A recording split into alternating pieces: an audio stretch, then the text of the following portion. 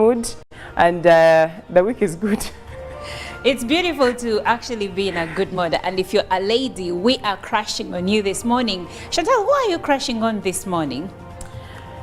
This very morning is for the ladies that, you know, there is something about women that fend for families, yet they're not supposed to be fending for them. And these ladies work hard even when they have people or partners who are supposed to be taking the lead role. So if you are that woman taking care of that family pretty well, even when there is a man in the house, I'm crushing on you this morning. You're doing a wonderful job. By the end of the day, you're taking care of your family, you're being a good steward. And as for that man, we send him prayers, because the thunder that will strike him is still doing press-ups. He's still in the gym. Robert has something to say to that. Good morning, gentlemen. A lovely morning to you. I must say you really look good this morning. Thank you so much.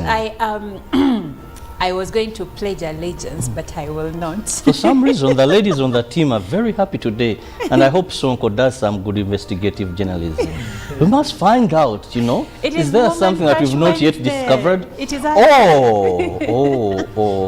Well, today, since yesterday, I had what they call a painful joy.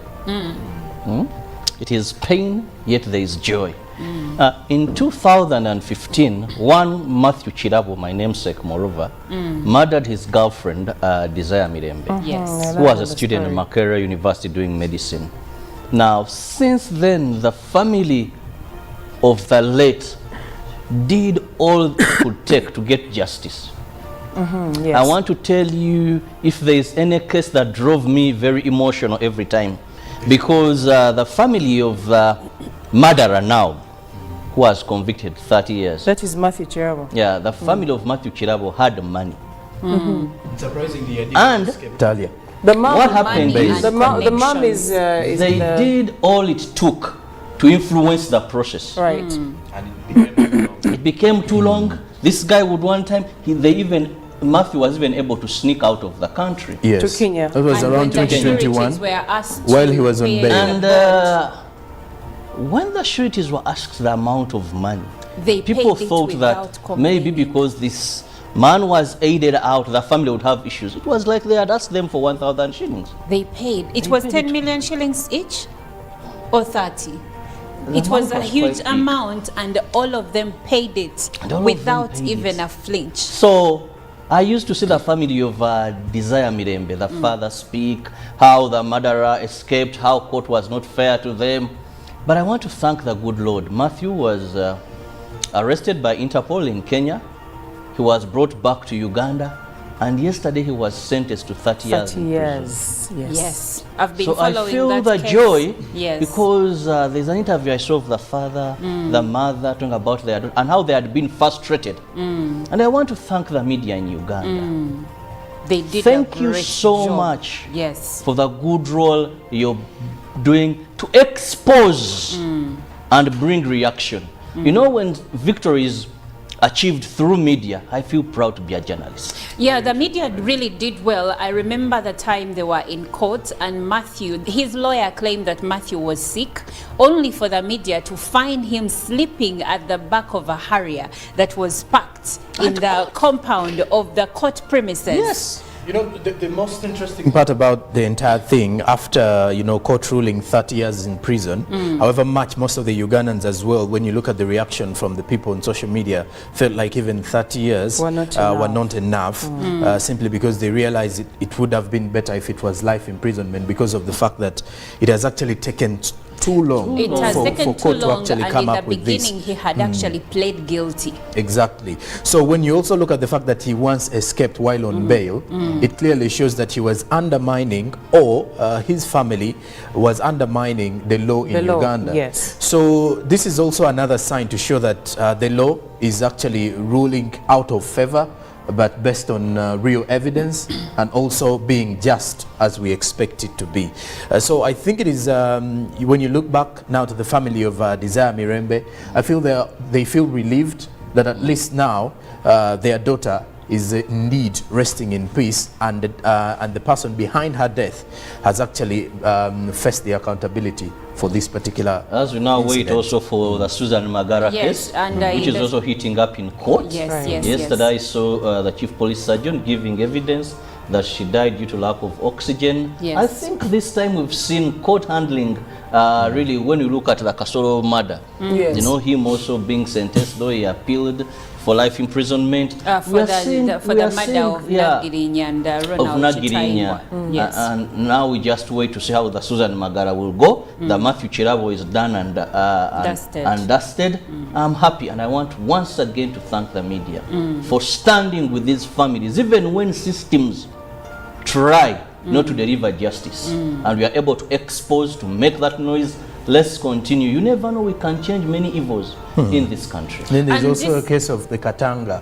The Katanga Oh, death also, that is also yes. another serious The case that is DPP also actually, being yes, discussed about a lot. Yes, and of course the media has also been at the forefront of making sure that we get all the details regarding that particular case. So we will see, because the DPP has now moved to actually prosecute the wife and some other people in the murder of a businessman, Katanga, that the things that are happening, Passion and of especially crime. in family, is Do you this remember a case of this murder of the woman who reversed and killed Nsenga? Nsenga? Jackie- Yes, Yes, Jackie the one who Nsenga. opened the Jackie gate for Nsenga? her. Yes. Yes. And you wonder, why would you kill a Crimes person Of passion, yes. that you once loved and cherished and praised? And Just to help you out, Chirabo, love and hate are like two sides of a coin. Thin line. There is a very thin line. but not for It's- someone you it's very share easy. the bed, really. Best Actually, believe. people that have loved each other are at a very high risk of hating each other. Because the extent with I- which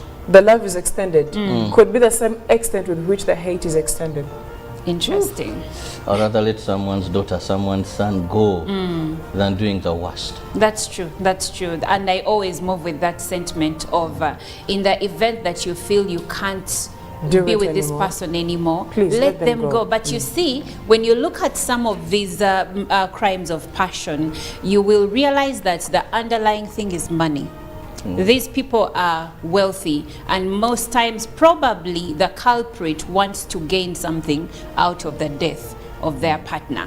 But with that being said, we will be bringing you more details, especially regarding the Susan Magara case that is still in court, and also the Katanga case that the DPP has moved forward and, you know, start prosecuting. But for now, we delve into the local news. And we begin with His Excellency Yoweri Kaguta Museveni, who has made and held discussions with a delegation from the Equal Opportunities Commission, led by the Commissioner Chairperson, Safa Narule Juko, at State House, Entebbe. During the meeting, the delegation presented an annual report on the state of equal opportunities in Uganda 2021-2022 and 2022-2023 in accordance with Section 24(2) of the Equal Opportunities Commission Act and in line with Article 32 of the Constitution of Uganda. President Museveni commended the Commission for a good report, but urged them to always emphasize crucial areas such as ensuring peace and security in Uganda, explaining that if a country has no security, the marginalized groups suffer even more because the rich people can go outside the country and then come back when there is peace in the country. And moving on, the 8th edition of the Uganda International Oil and Gas Summit has opened in Kampala with over 175 delegates attending. A total of 16 countries are participating in this international summit taking place at Serena Hotel in Kampala. It is being held under the theme Uganda's Oil and Gas Revolution, Harnessing Opportunities, Overcoming Challenges and Creating a Sustainable Future. In a speech read for him by the Prime Minister, President Yoweri Kaguta Museveni said the projected investment and jobs for Ugandans are being realized. The summit gives Uganda a chance to share experiences with other oil sector players to enable the country begin oil production on a strong foundation. The Minister for Energy and Mineral Development, Ruth Nankabirwa, said partnership between government and oil companies has enabled infrastructure development such as roads and refineries.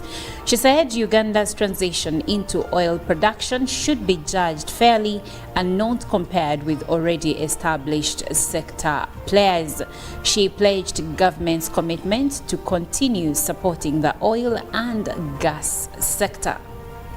Now, moving to court, Susan Magara's death was caused due to lack of oxygen in the body. This was disclosed by Dr. Moses Byarhanga, the Director of Police Health Services, who did a postmortem on the deceased body. Byarhanga said Susan Magara's body also had some injuries in the neck. The case before Judge Alex Ajiji, 9 suspects are accused in kidnapping and murdering Susan Magara. The suspects appeared in court for hearing of the case. Prosecution witness number 13 was AIGP Dr. Moses Byarhanga, the Director of Health Services of Police. Byarhanga told court that he received Susan Magara's body on the 27th of February 2023 after it was identified by her father, John Magara.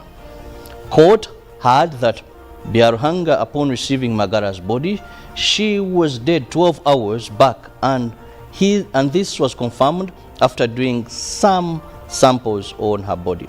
Upon conducting a thorough check on the body, he found 2 cut fingers that were missing on the right hand with black eyes and 2 pointed wounds below her neck. In his report, Dr. Byarhanga also found some injuries in Susan Magara's neck with an empty stomach. Well, moving on, still in court, High Court in Mukono has sentenced Dr. Matthew Chirabo to 30 years imprisonment after finding him guilty of murdering his girlfriend, Desire Mirembe. Judge Henry Kawesa was the presiding judge in this matter. Dr. Matthew Chirabo was arrested in Nairobi by Interpol Kenya on September 12, 2023 and extradited to Uganda the next day. Dr. Matthew Chirabo, who was convicted last year of murdering his girlfriend Desire Mirembe, a 19-year-old undergraduate at Makerere University School of Medicine, on Tuesday appeared at Mukono High Court before Judge Henry Kawesa for sentencing. Prosecution led by Chief State Attorneys Happiness Ainebiona asked court to give Dr. Chirabo a deterrent sentence for murdering Desire Mirembe, who was in her useful age to her parents. However, the prayers were objected by Chirabo's lawyer Henry Kunya, who asked court for a lenient sentence since the convict is a first-time offender. Judge Henry Kawesa, after listening to both sides' submissions, sentenced Dr. Matthew Chirabo to 30 years imprisonment. He based his judgment being that Dr. Chirabo is a first-time offender. Dr. Chirabo, before sentence, expressed condolences towards the family of Desire Mirembe. Among those who attended court was Frank Gashumba, who wasn't happy with the sentence. Desire Mirembe, Chirabo's girlfriend, was murdered on 10th July 2015 and her body was dumped in a sugarcane plantation in Lugazi. Chirabo was convicted in absentia on 30th May 2022 after he had jumped bail. Well, sad stories coming in on the local scene, but let's see what Chantal Olive has for us from the international scene. Leaders of major emerging economies called for an end to Israel's war on Gaza on Tuesday and for a cessation of hostilities on both sides to ease the rapidly deteriorating humanitarian crisis in the Gaza Strip. In a virtual summit chaired by South African President Cyril Ramaphosa, the BRICS grouping denounced attacks on civilians in the Palestine and Israel, with many leaders calling the forced displacement of Palestinians within Gaza or outside the territory war crimes.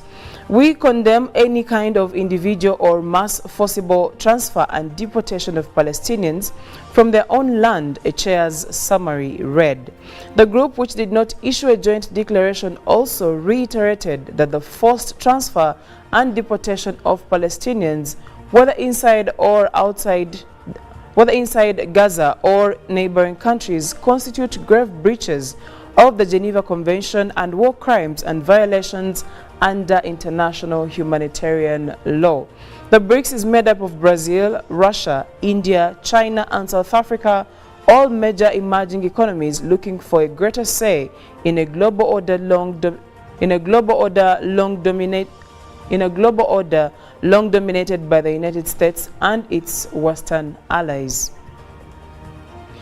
Also, North Korea said it had succeeded in putting a military spy satellite in orbit after 2 previous failures, as the U.S. led its allies in condemning the launch as a brazen violation of UN sanctions.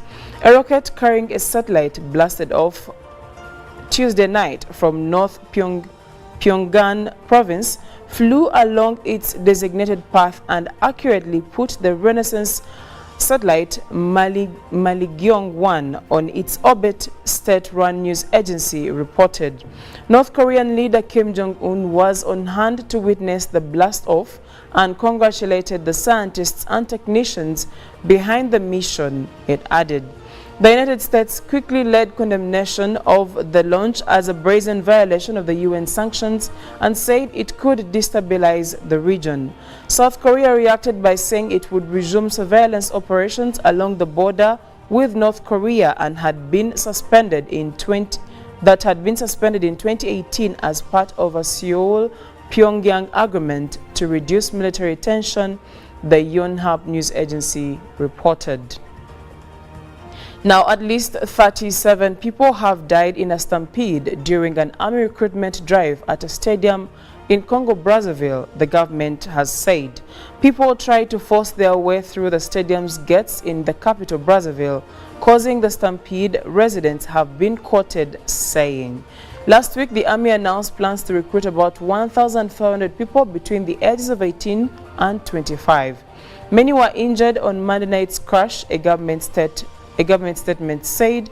It did not give a number but said that a crisis unit had been set up under the authority of Prime Minister Anatole Colinet Makoso, the AFP news agency reported. According to the Associated Press agency, as many as 700 people a day have been registered over the last week at recruitment centers. And crossing over to matters climate. Now, climate conspiracy theories are flourishing with lifestyle influencers joining in the misinformation war, and scientists hounded on social media, researchers say, as pressure rises on leaders at the COP28 summit. Mis and disinformation about the climate emergency are delaying urgently needed action to ensure a livable future for the planet, the United Nations said in a policy brief in June. A small but vocal minority of climate science denialists continue to reject the consensus position and command an outsized presence on social digital platforms. At the UN's last COP summit, officials and campaigners called the delegates and social media giants to adopt a common definition of climate disinformation and misinformation and work to prevent it. As leaders prepare for the world's biggest climate meeting in Dubai from November 30th to December 12th, the AFP fact check details 3 trends in false climate information in 2023. Now, that is it for climate news and also what is happening across different parts of the world. Thank you, Chantal, for the news report from the international news. Now, Jerome Paul Sonko takes us through the local dailies. Now with the local dailies at the front page of the New Vision today, why Katanga widow faces murder charges is what the New Vision is highlighting. Police takes over security of hospitalized wife. Read about the same on in today's New Vision.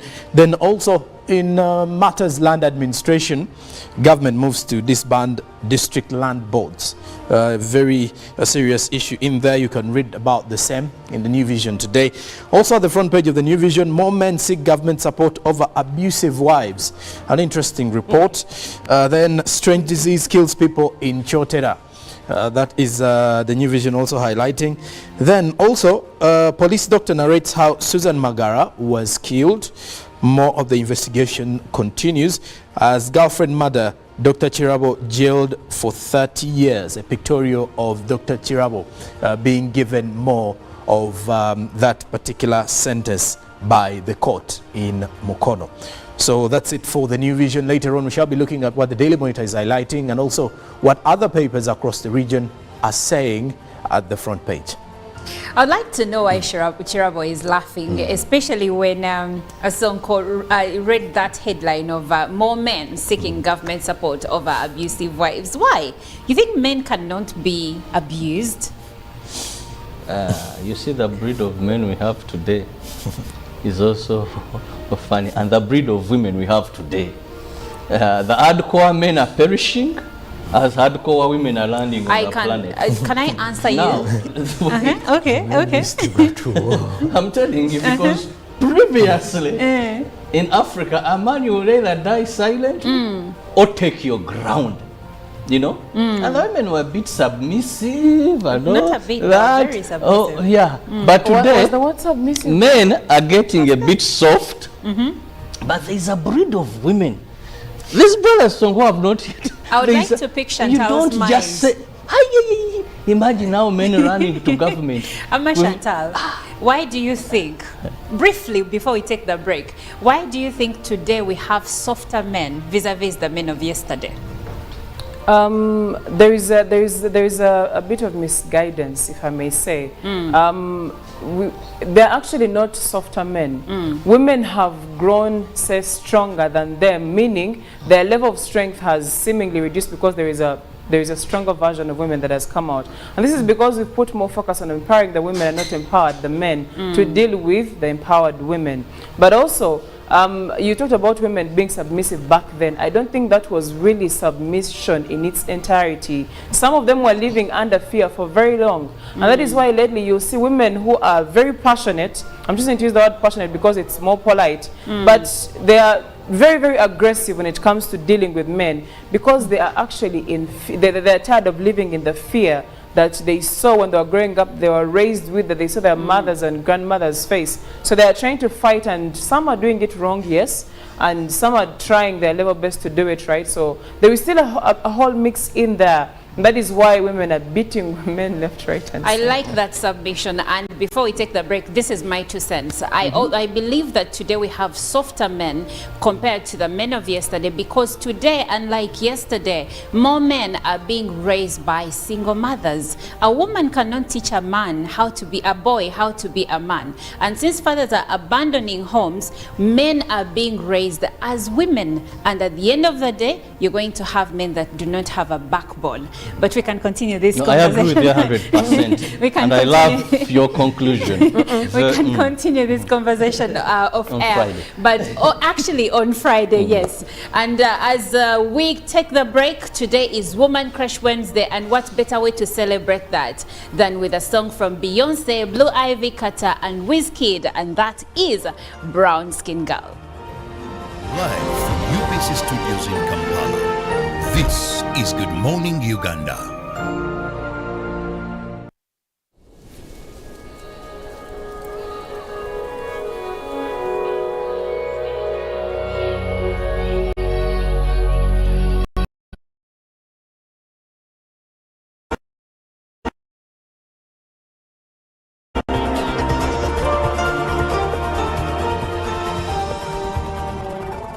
It is Wednesday and it is a beautiful morning here on Good Morning Uganda. Welcome and thank you so much for being a part of this beautiful, beautiful show.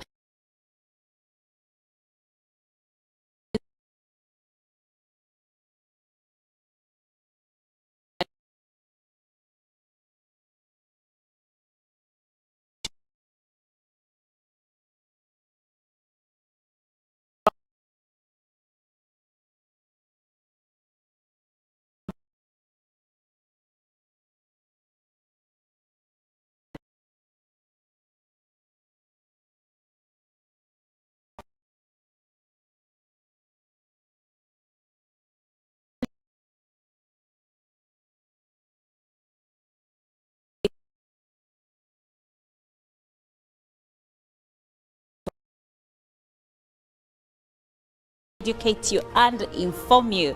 That is what we stand for. And of course, I am not alone. My name is Olive Monica Najuma, and I am with Chantal Olive Akandinda, Joram Paul Sonko, and Chirabo Robert Nyonyintana. Now today, I'll start by checking on Chantal Olive to see how was her night and the drive right here to work. Good morning, lady. Good morning, Olive. I hope you're doing well this morning. That sounds like an email, but please, I hope you're doing well. I hate the find attached to the. I hope you're doing well. FYI. Greetings all. But yes, that's the world we are living in. I feel great this Wednesday morning. I'm in a very good mood, and the week is good. It's beautiful to actually be in a good mood, and if you're a lady, we are crashing on you this morning. Chantal, who are you crashing on this morning? This very morning is for the ladies that, you know, there is something about women that fend for families, yet they're not supposed to be fending for them. And these ladies work hard even when they have people or partners who are supposed to be taking the lead role. So if you are that woman taking care of that family pretty well, even when there is a man in the house, I'm crushing on you this morning. You're doing a wonderful job. By the end of the day, you're taking care of your family, you're being a good steward. And as for that man, we send him prayers, because the thunder that will strike him is still doing press-ups. He's still in the gym.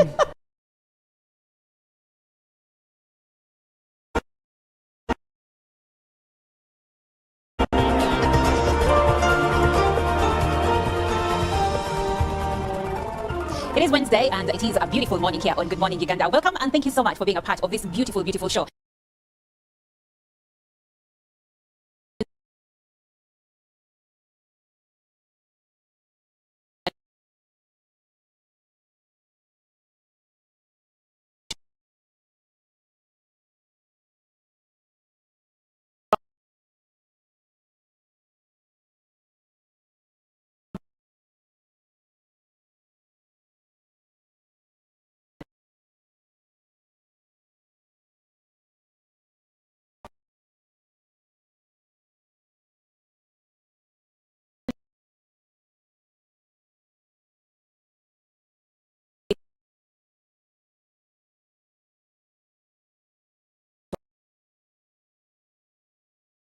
Educate you and inform you.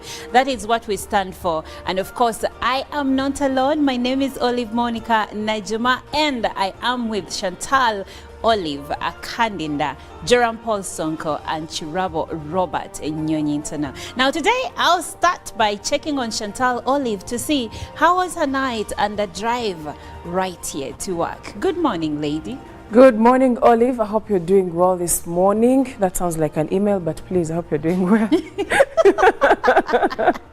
I hate the find attached to the. I hope you're doing well. FYI. Greetings all. But yes, that's the world we are living in. I feel great this Wednesday morning. I'm in a very good mood, and the week is good. It's beautiful to actually be in a good mood, and if you're a lady, we are crashing on you this morning. Chantal, who are you crashing on this morning? This very morning is for the ladies that, you know, there is something about women that fend for families, yet they're not supposed to be fending for them. And these ladies work hard even when they have people or partners who are supposed to be taking the lead role. So if you are that woman taking care of that family pretty well, even when there is a man in the house, I'm crushing on you this morning. You're doing a wonderful job. By the end of the day, you're taking care of your family, you're being a good steward. And as for that man, we send him prayers, because the thunder that will strike him is still doing press-ups. He's still in the gym.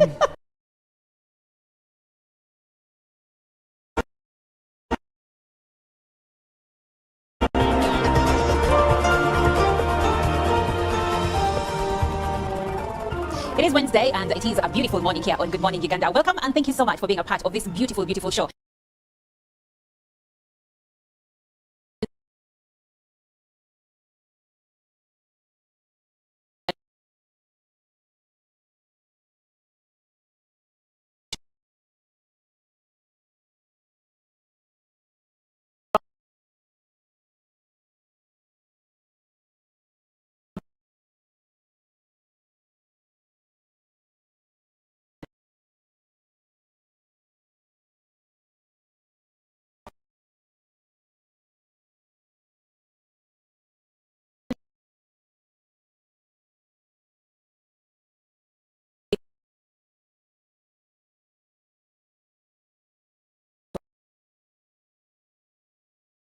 Educate you and inform you. That is what we stand for. And of course, I am not alone. My name is Olive Monica Najuma, and I am with Chantal Olive Akandinda, Joram Paul Sonko, and Chirabo Robert Nyonyintana. Now today, I'll start by checking on Chantal Olive to see how was her night and the drive right here to work. Good morning, lady. Good morning, Olive. I hope you're doing well this morning. That sounds like an email, but please, I hope you're doing well. I hate the find attached to the. I hope you're doing well. FYI. Greetings all. But yes, that's the world we're living in. I feel great this Wednesday morning. I'm in a very good mood, and the week is good. It's beautiful to actually be in a good mood. And if you're a lady, we are crashing on you this morning. Chantal, who are you crashing on this morning? This very morning is for the ladies that, you know, there is something about women that fend for families, yet they're not supposed to be fending for them. And these ladies work hard even when they have people or partners who are supposed to be taking the lead role. So if you are that woman taking care of that family pretty well, even when there is a man in the house, I'm crushing on you this morning. You're doing a wonderful job. By the end of the day, you're taking care of your family. You're being a good steward. And as for that man, we send him prayers, because the thunder that will strike him is still doing press-ups. He's still in the gym.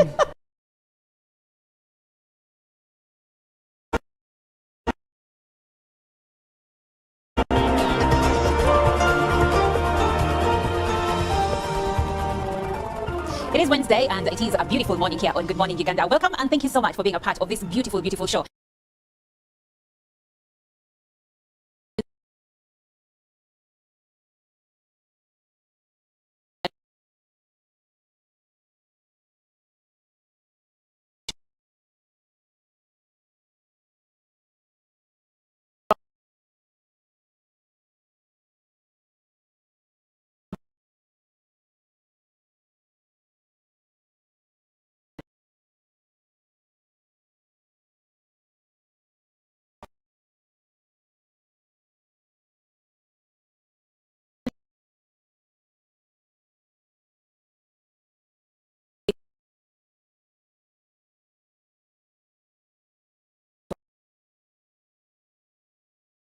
Educate you and inform you.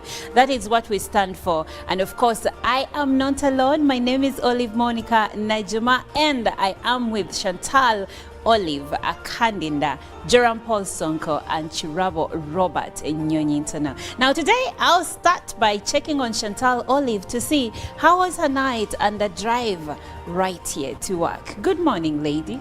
Good morning, Olive. I hope you're doing well this morning. That sounds like an email, but please, I hope you're doing well. I hate the find attached to the. I hope you're doing well. FYI. Greetings all. But yes, that's the world we're living in. I feel great this Wednesday morning. I'm in a very good mood, and the week is good. It's beautiful to actually be in a good mood. And if you're a lady, we are crashing on you this morning. Chantal, who are you crashing on this morning? This very morning is for the ladies that, you know, there is something about women that fend for families, yet they're not supposed to be fending for them. And these ladies work hard even when they have people or partners who are supposed to be taking the lead role. So if you are that woman taking care of that family pretty well, even when there is a man in the house, I'm crushing on you this morning. You're doing a wonderful job. By the end of the day, you're taking care of your family. You're being a good steward. And as for that man, we send him prayers, because the thunder that will strike him is still doing press-ups. He's still in the gym.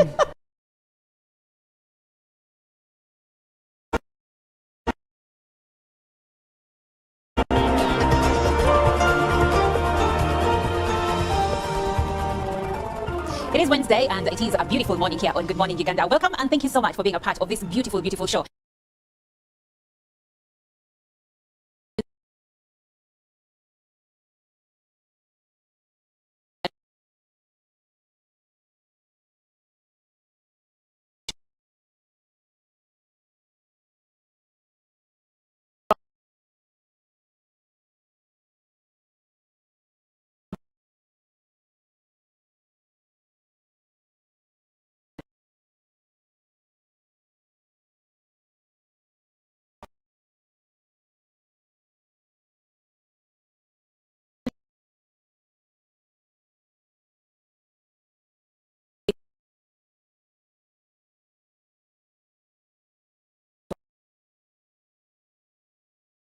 educate you and inform you. That is what we stand for. And of course, I am not alone. My name is Olive Monica Najuma, and I am with Chantal Olive Akandinda, Joram Paul Sonko, and Chirabo Robert Nyonyintana. Now today, I'll start by checking on Chantal Olive to see how was her night and the drive right here to work. Good morning, lady. Good morning, Olive. I hope you're doing well this morning. That sounds like an email, but please, I hope you're doing well. I hate the find attached to the I hope you're doing well. FYI. Greetings all. But yes, that's the world we are living in. I feel great this Wednesday morning. I'm in a very good mood, and the week is good. It's beautiful to actually be in a good mood, and if you're a lady, we are crashing on you this morning. Chantal, who are you crashing on this morning? This very morning is for the ladies that, you know, there is something about women. Years to engage in any activity whatsoever. Now, when we talk about child labor in Uganda, when you look at the reasons as to why we have the increasing cases of child labor here today, is one, the major factor is because of the high levels of poverty in most of the households in Uganda today. Because when you look at the reason as to why most of the young children or the young ones in our country, why some of them are actually engaging in these social activities, is because at home it seems like there is not enough money or resources that can cater for the entire family. So the parents, in most cases, the mothers who are either single moms or are coming in from unstable families, tend to use the opportunity that they have a number of children to actually push into the commercial sector or to push into the working space as early as possible. So the poverty is one of those key elements as to why we have young ones engaging in child labor today. But also there's an argument or an element of Africanacity, I don't know if I can put it in that way, whereby in Africa there is this tendency that African parents have, that a child may look young, but mentally they are ready to work. So whereby we see a child who is 12 years or 13 years simply because he has grown up from a given society, and in society a man or a girl child is actually groomed from childhood or from teenage, so they have to make sure that they enter into the workspace as early as possible. Because why? The parents will be like, at your age, for us we are doing even far better things than you're doing. Whereby we've seen parents trying to compare generations to, past generation to the current generation, and the parent is like, at 13 years I was moving distances, I was rearing cattle, I was doing this and this, I was dealing in agriculture, I was doing all this and this. But then little do they know that generations have actually changed, and today the rights of children is actually a very key priority, whether you're a parent or not. So when you look at that, it is also a contributor to what you could see as child labor. But then there is also an element of the fact that we have so many broken families in Uganda today, whereby families tend to split up. Either the father leaves the home, goes and finds some other family, or we've seen mothers leaving their homes and living with their children, because in most cases it's very rare for a mother to leave her children on the father's side, so she will definitely carry them with her. So in most cases, after the split up, these parents tend to to find it difficult to contain the family or to take care of the children. So in return, most of them tend to actually push their children to join the workspace, so that they also contribute to the basics at home, or to help the mother in one way or the other, so that the mother takes care of the home while the boy child or the girl child is set into the field of work, that is more so in the informal sector, to see that they can easily get some daily income to support the family. So when you look at some of those, this is where we are. And then also the fact that we do have a number of parents who are not pushing their children into school. Because however much the government has actually put in place the UPE and the universal secondary education to help out families that cannot afford these particular schools, rather the expensive private schools, you get to realize that there are also parents who are adamant about sending their children to school, and they want their children to stay and help them out with other work-related issues at home or even in society. Okay. And by the way, as we speak about child labor, we also need to understand that the children affected are not only Ugandan children. Many numbers, actually a high number of children you're going to find on the street, maybe hawking things and even working in some households as shamba boys, as maids and whatnot. Some of them are children for refugees. Some of them are children for people that came to our country seeking solace because probably there was insecurity from the countries where they come from. And yet Uganda has a good refugee policy that provides for these children to also remain in school. So there has to be a deeper reason as to why they're not in school and they're on the streets selling whatever they're selling or working in shambas or plantations to earn a living. Why are they there? This is what we are looking at. And you can join this conversation on WhatsApp number 0709602592. You can also share your opinions on why you think there is a high level or an increasing number in cases of child labor in the country. A new report says that 48% of children in Bugisu sub-region are under child labor. They are working, and it also says that this study was done on about 1,800 children, and about 700 plus of them are engaged in work, and they're not even being compensated well. But I would like to go to Chantal and find out, what do you think are the effects of child labor on the bodies or lives of these children? You know, when you're talking about child labor, like Sonko put it, we are looking at kids between 6 to about 17, between that age bracket.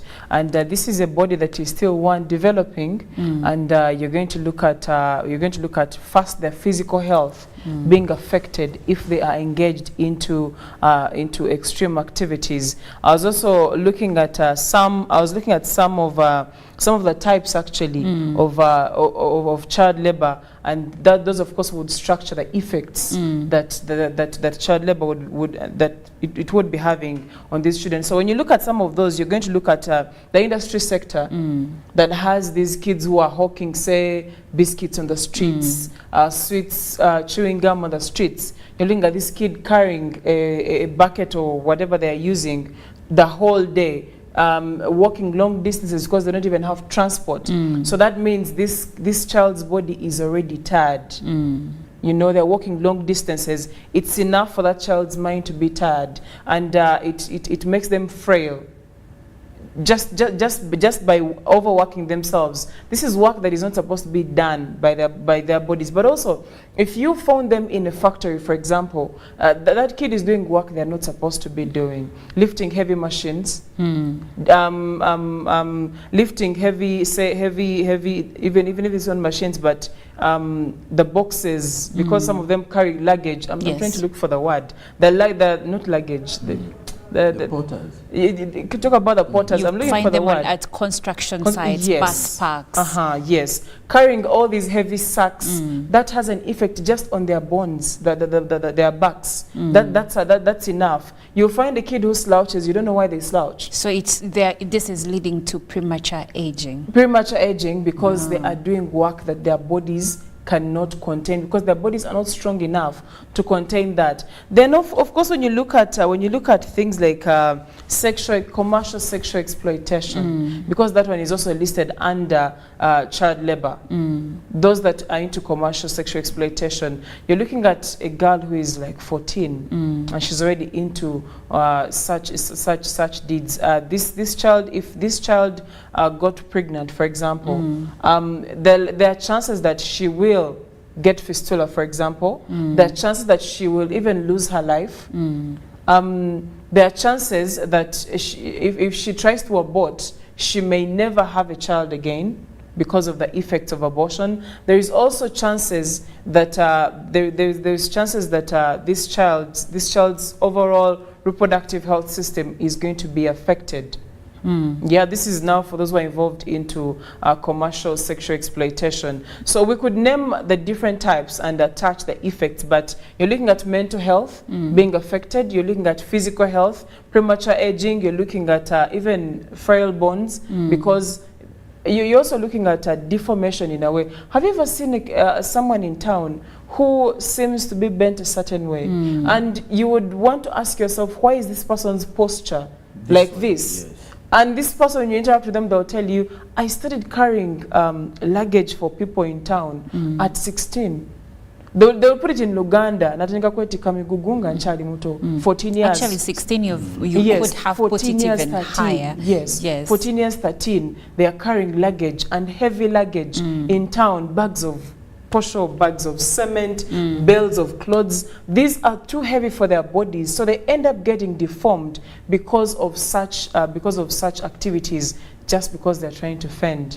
Even the younger ones, like 6, 7, that you find on the street carrying maize, and you'll find you see the maize like they're like maybe 50 pieces or even more, and you ask this child, how old are you? And she's like, I'm 9, but they look like they're 6 because they actually train them. If they have a parent who is sending them to the street to hawk, they train them. If they ask you how old you are, tell them you're this age, so that they reduce on the risk that would come back to them. Because if someone got that child and say, take me to your parent, the parent also, some parents know that they would be in trouble because some of them send them there intentionally. Some parents know they can't go to the street to hawk the bananas, to hawk the PK, to hawk the maize, so they would rather send their kids. Yes, and then there are people, whether we like it or not, the time we're talking about street kids here, there are people who use this as a business. Go to the northern part of the country, pick these kids and say, well, no, we are taking them for scholarships to study. Bring them to town and distribute them. Give them maize. This is a business for some people. Give them maize, distribute them across town, and tell them, in the evening, I want you here, I want this amount of money from you. I've seen cases where some people, like citizen journalism, where someone is driving late in the night, maybe midnight. The last one I saw, someone was driving somewhere deep in Mukono around midnight and finds this child shivering. It is raining. They have panties, like a very big bag of panties, and they're like, why are you on the street? My dad sent me to sell these and said if I don't make sales I don't go home. But this is around midnight, and this was a man who took this video, and he even wanted to cry. You know, it actually happens a lot here in the capital, whereby children, especially day scholars, after a child is done with school, they return home, then get the maize, others mangoes, and then they have to put onto their heads, and then they go to the streets to hawk. Because in fact, some of them were actually sharing that we don't even have time to do our homework, because your parent will actually get pissed at you for not following their orders, or let's say their directions of you going onto the street to sell to get some more money. And like you did mention, Chantal, some parents also have fear of doing this. So because they know these are innocent children who have nothing to lose at that age, according to them, no one will arrest them. However, it is so wrong of the children to be on the streets, because even when the Kampala City Council Authority officials get them on the streets, all they do is arrest them as well, because it's illegal for someone to hawk here in Kampala. Okay, now we have looked at the effects of child labor onto their physical health, but in the grand scheme of things, away from the health perspective, how does child labor affect those children? Because children are supposed to have a future. They're supposed to have bigger dreams. When they're on the streets or working in people's homesteads, because not all of them are actually on the streets. Some you'll find outside a wholesale shop, their job is to carry luggage or merchandise for people that have shopped and, you know, take it to their cars and whatnot. Others are sent to do errands. So what effect does child labor have on the future of these children? When you look at the law, they stipulate, there is an article 34, chapter 1, article 34.4 of the Constitution highlights that children are entitled to be protected from social and economic exploitation and shall not be employed in or required to perform work that is likely to be hazardous or to interfere with their education or to be harmful to their health, physical and mental. So when you look at the question that you asked, it is clearly even put in here that there is a mental outbreak in there, or something to do with the mental breakdown for these young children at a very young age. So in the long run, you may look at the physical part, but also mentally, how ready are they? You know, it may actually, you know, getting into the workspace whereby certain parents have this tendency of reminding a child that at 14, me at 14 in my age, or during our age, I was doing this and this. And in most cases, they will actually say, "Well, change." I know we've heard of all these statements. So you push the child into a space where they're not mentally ready to get into. And then there is this element of education, because we push children to get into school.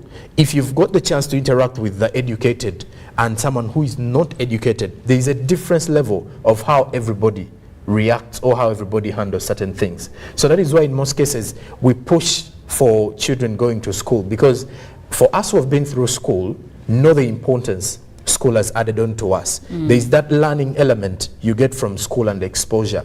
So every time you limit all of this, you get to realize that these children, that is between the age of 8 or let's say 6 to 17, who get into the workspace at an early age, most of them never get into understanding their capabilities from a young age. All they do is they are only forced by their parents to do things according to what their parents feel should be done. So they eliminate that idea of a child has to go to school to find out what are their, you know, capabilities as an individual. And then also that mental breakdown. And when you look at the rising cases of, you know, the rising mental cases we have in the country, and most of them are, exactly, drug dependency. Most of them are traced back from the childhood traumas everyone has been having. And when you look at the cases of child labor, all these have contributed to such mental breakdowns at an early age. Yeah, because the children are, for instance, you're 7, because some I've sometimes talked to these children, like the ones hawking castoli maize, and you're like, "Do you go to school?" She's like, "No, I don't." And she's like, you ask the age, she's like, I am 7, I'm 6, I'm 8. So the mental breakdown, I understand it in the sense of she sees what children her age are doing, and she cannot do it. And this takes away from their self-esteem. And of course, because these are broken dreams now at a very early age. But I would like to know what efforts the government has put in place to safeguard the rights of children, because what I've heard you and Chantal mentioning are the rights of children, the right to education, the right to shelter, the right to food, the right to health, like good health, like medical attention. And if they're on the street or in a shamba or in someone's homestead, like people who employ 15-year-old girls, 13-year-old girls to be maids, to take care of their children. So a child is taking care of children. They're doing, because let's face it, when you have a housemaid at home, and they're taking care of your children when you're at work, what they're literally doing is being a mother where you're not. But this is a 12-year-old, and she's working, and probably you have a 12-year-old child that is going to school. That's where the mental breakdown you mentioned comes in. So I'm curious to know the efforts that have been put in place by the government to safeguard the rights of children from, especially to stop them from being employed or being put into the labor market. But first, I'd like to invite you to have this conversation with us, share your views and opinions on why there is on the most effective strategies to combat the rising cases of child labor in the country. What effective strategies should we adopt as a country to combat the rising cases of child labor in the country? You can join us through WhatsApp number 0709 602 592, and on the X app the hashtag is UBC GMU. We would like to hear from you, because this is a conversation that touches on our next generation, the future of Uganda. I have a few views coming through, but please keep them coming. And I'm coming back to Chantal on the efforts the government should, first of all, what efforts are in place before we look at what should be done if what we have is not working? Some of the efforts I've seen being put in place stretch from way back. That was putting in place USE and UPEs, so that these kids can be able to access education, because one of the reasons as to why we have children, or we have these kids involved in child labor, one of the reasons is because it's poverty. They don't have access to education services. So the government came out and put in place UPE and USE schools, so that these kids are able to go to school, which is something that would reduce such cases. But also the government has partnered with a number of non-government organizations, and this among many, there is the International Labour Organization, which I saw a report that was put forward, and in this report, this report was between November 2018 and June 2023, and of course it stated a number of things that had been put in place, but there was a donor, and that was the Netherlands, donated about 1,767, that was the budget anyway, put in place, and the donor was the Netherlands, to be able to combat child labor, because according to this report, the numbers were really alarming. For example, in 2017, you would look at about 14%, or 2 million of children between the age of 5 to 17 were found in child labor. Then when you cross over and go to 2022, this rose to 39.5.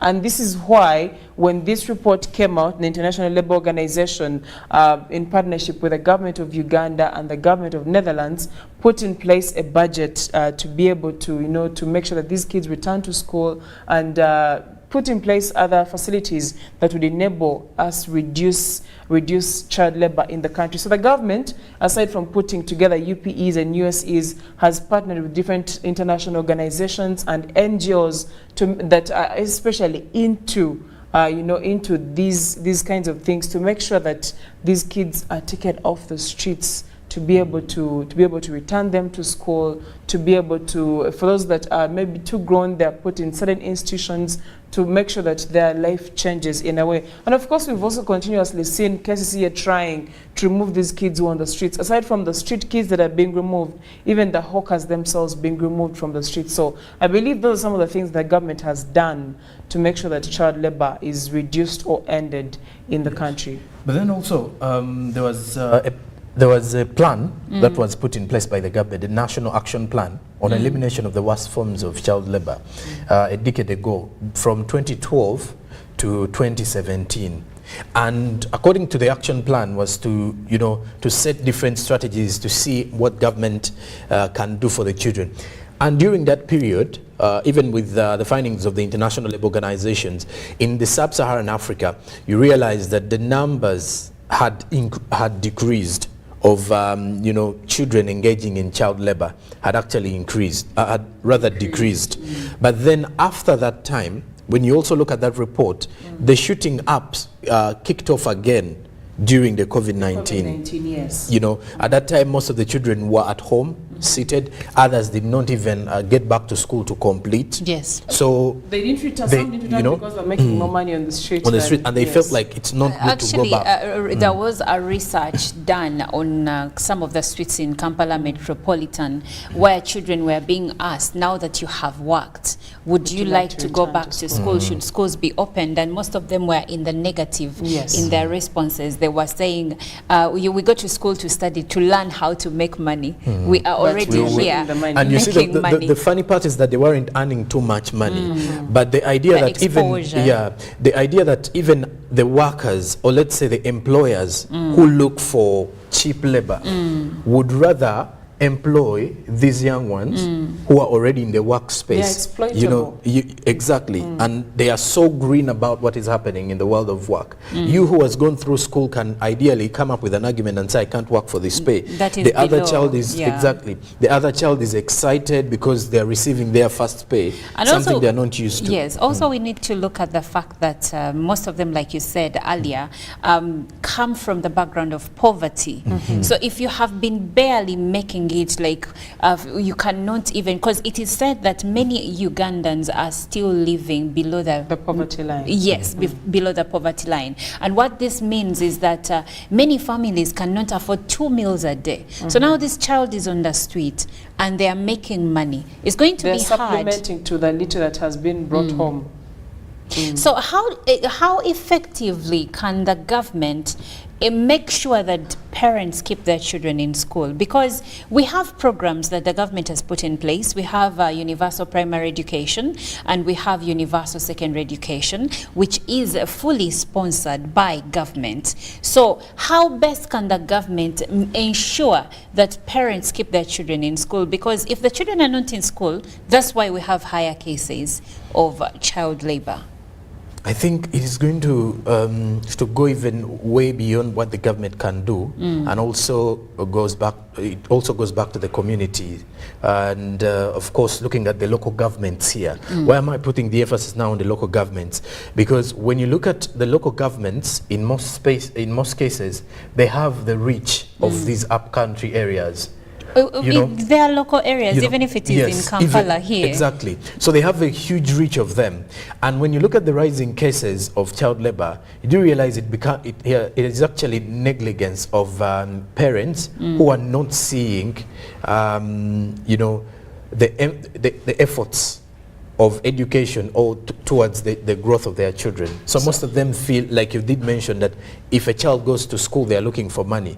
But if they get into the workspace at an early age, it will be very easier for them to learn how to make the money. So don't you think that maybe, sorry to interject a bit, don't you think, I'm trying to build on what you're saying, don't you think that maybe parents need to be sensitized about the importance of education, that probably they're not embracing government programs because they don't know how important education is? Parents really need to be sensitized a lot more than they are today.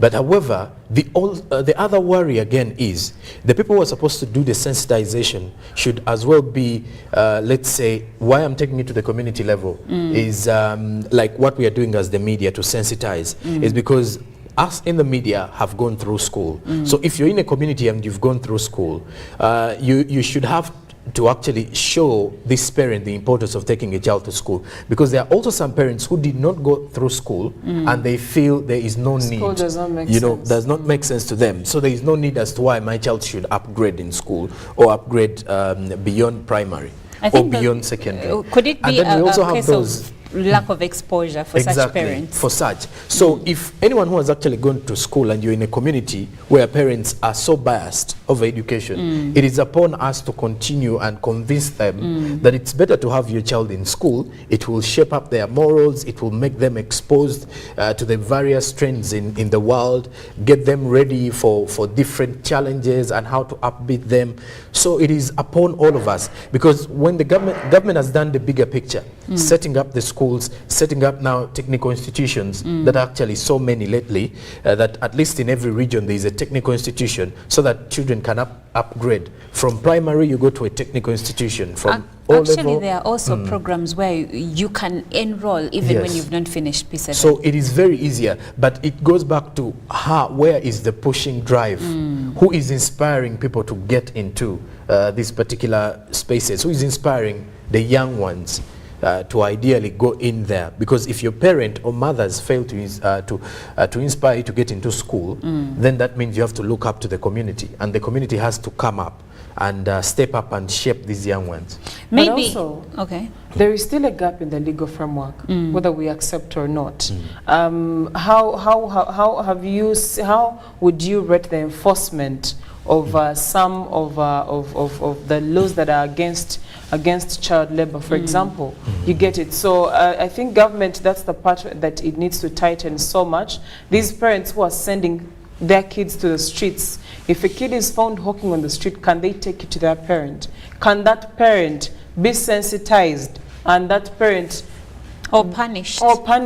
for sending their child to the street to work while they are at home waiting, and also putting that child on pressure? So aside from the fact that some parents need to be taught and told that these kids have to go to school and they have a right to go to school and they're not of the right age to start working a certain way, because believe it or not, this child is not supposed to be exposed to such work environments before they even clock 20.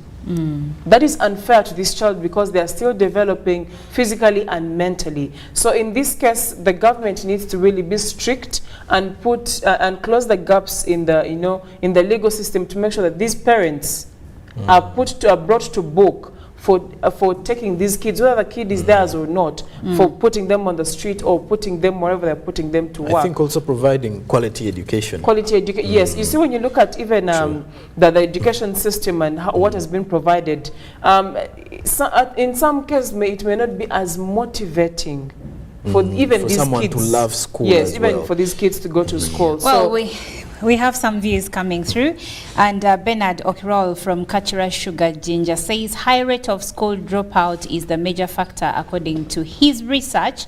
He says after dropping out of school, children opt for the next step, which is automatically looking for money or marriage. And this one comes in from Cricket Derek Gagamel. He says, good morning. There are some challenges we can't easily overcome due to the fact that we are in the third world. We are in a third world country, and child labor is one of them. We can't live in denial. Most of our households are low-income earners, so they can't just look at their children seated at home, yet they can contribute to some income and help on the families. Secondly, most children in the field are dropouts, and others deliberately left home due to some family conflict. So the number of school-going children working, trust me, is little. But this is a national problem because it is scattered in all regions. There, the government is challenged to fight poverty like never before. Thank you, Cricket Derek Gagamel. And Emmanuel Ojambo from Namaingo says, I do think the cause of child labor is due to parental neglect, who failed to avail the proper basic needs, and also a big gap in association with the concerned person to render guidance and counseling. Effects of their above, child labor leads to retarded growth among children, poor performance at school, and it is inconsistent with Article 30 of the Constitution and Article 34 and 41 of the 1995 Constitution of Uganda. And this one says there is increased poverty in many homesteads. Europeans don't have boarding schools. Children come back home and assist their parents. And he says parents should be guided to be engaged and guide their children to engage in home activities. Thank you so much. You didn't leave your name. And lastly, this one says, thanks for the show. I'm Busiku Swipe from Bale City.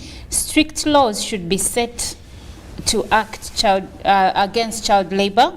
Parents of children doing child labor should be put before the law for neglecting their role, which has led into child labor.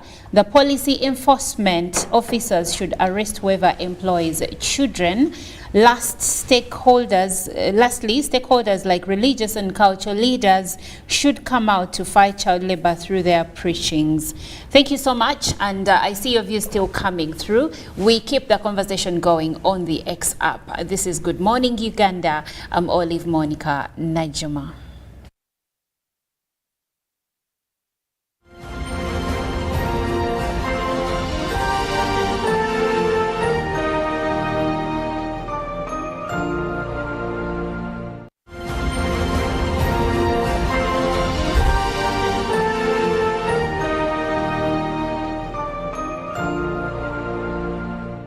Of the day on UBC. Every Wednesday, 10 p.m. on your public broadcaster.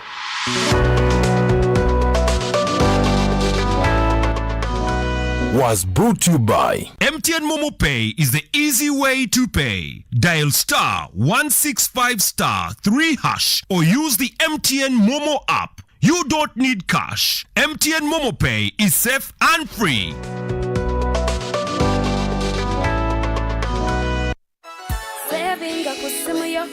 In the heart of Uganda, a financial revolution is happening. We were once left out, saving the old-fashioned way, with an unexpected saving spot, keeping it too close for comfort. But now, we found a better way to save and manage money. Download the Wendy app from Google Play or App Store or dial *229#. With Wendy, your money is safe and you can earn interest daily. Visit your Google Play or App Store or dial *229# to register. Wendy, Wanawoli.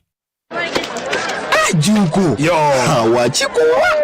Check the shopping, man. What's your secret? Uganda, haven't you heard of the parish development model PDM? Yes, I did, but I thought it was just a talk. No, Sebatia. It is real. I and a few friends together formed a circle, accessed money from the PDM, invested in a poultry project, and now things are moving. Junko. I thought I was one of your friends. You are. But you left me behind. I didn't leave you in poverty. What you do, just visit your LC2 chairperson and your parish chief and start the process of economic transformation. Just like that. The parish development model is an initiative from the government of Uganda through the Ministry of Local Government designed to transform all lives of Ugandans for the better. PDM, my parish, my development, my life. A new dawn on Behind the Headlines with me, Timothy Nyangweso. Every Wednesday, live in our studios in the heart of Kampala. We have conversations that have analysis, explanation, but not every truth is fact, and not every fact is truth. Every Wednesday, 10 p.m. on your public broadcaster.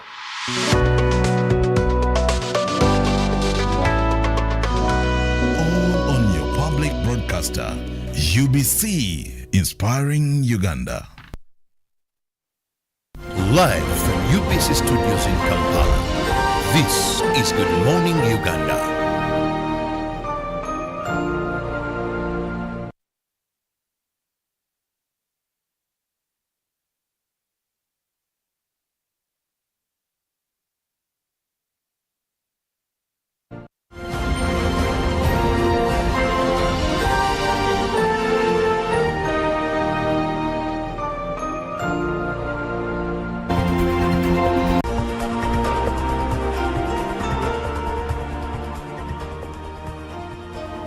Hello again, good morning, and many thanks for sticking around to UBC Good Morning Uganda. It's now time for the GMU Business Update this particular time.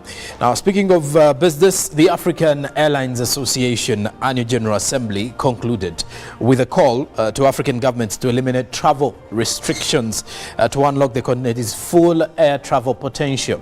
Of course, when you look at this particular one, which was held in Munyonyo, that is at the Speak Resort Munyonyo, for 2 days, the conference did bring together the aviation industry leaders across the continent to deliberate on strategies aimed at strengthening the sector that is yet to be wholly or widely tapped in by the African business people at large. Now, the African Airlines Association Annual General Assembly closed with airline professionals reassuring the members that belong to the association, or AFRA, that there is need to collaborate and eliminate the numerous trade and travel barriers if the continent is to develop, and a matter of fact also creating room for a free visa across the entire continent.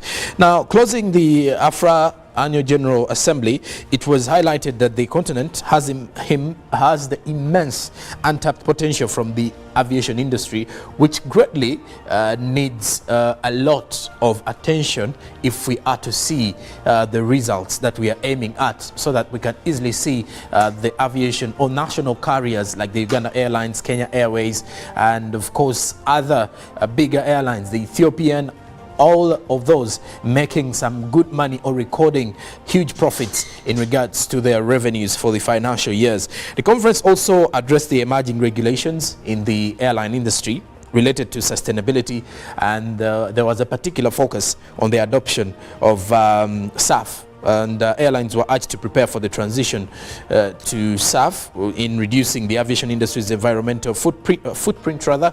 And then also the mantle of presidency has been passed from Uganda to Egypt, and there are hopes that the incoming Egyptian presidency will carry forward the momentum generated by the conference that just concluded in Munyonyo, and advocating for unrestricted travel, sustainable aviation practices, and a thriving African air travel industry.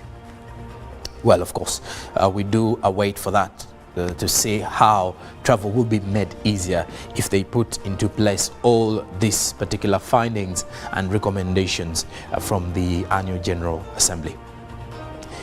Now, still with the world of business, we look at the 4-day Circular Economy Annual Conference hosted in Nairobi. Has paid attention to how African countries must work together to address the challenges coming along with the environmental degradation, focusing on recycling plastics. Now, also the Circular Economy Conference is an annual event attracting hundreds of participants from across the globe, with a major focus on creating awareness on plastics disposal. The conference, if you're to look at it, was addressed by opinion leaders, amongst which Dr. Tobias Schmidt, its director of operation, the director operation desk at the Waterlife Secretariat in Geneva. Now, this conference also had media practitioners who attended it as backbenchers, but as future water ambassadors. So the discussions not only were rotating around water, but also looking at how to address the matters of climate change.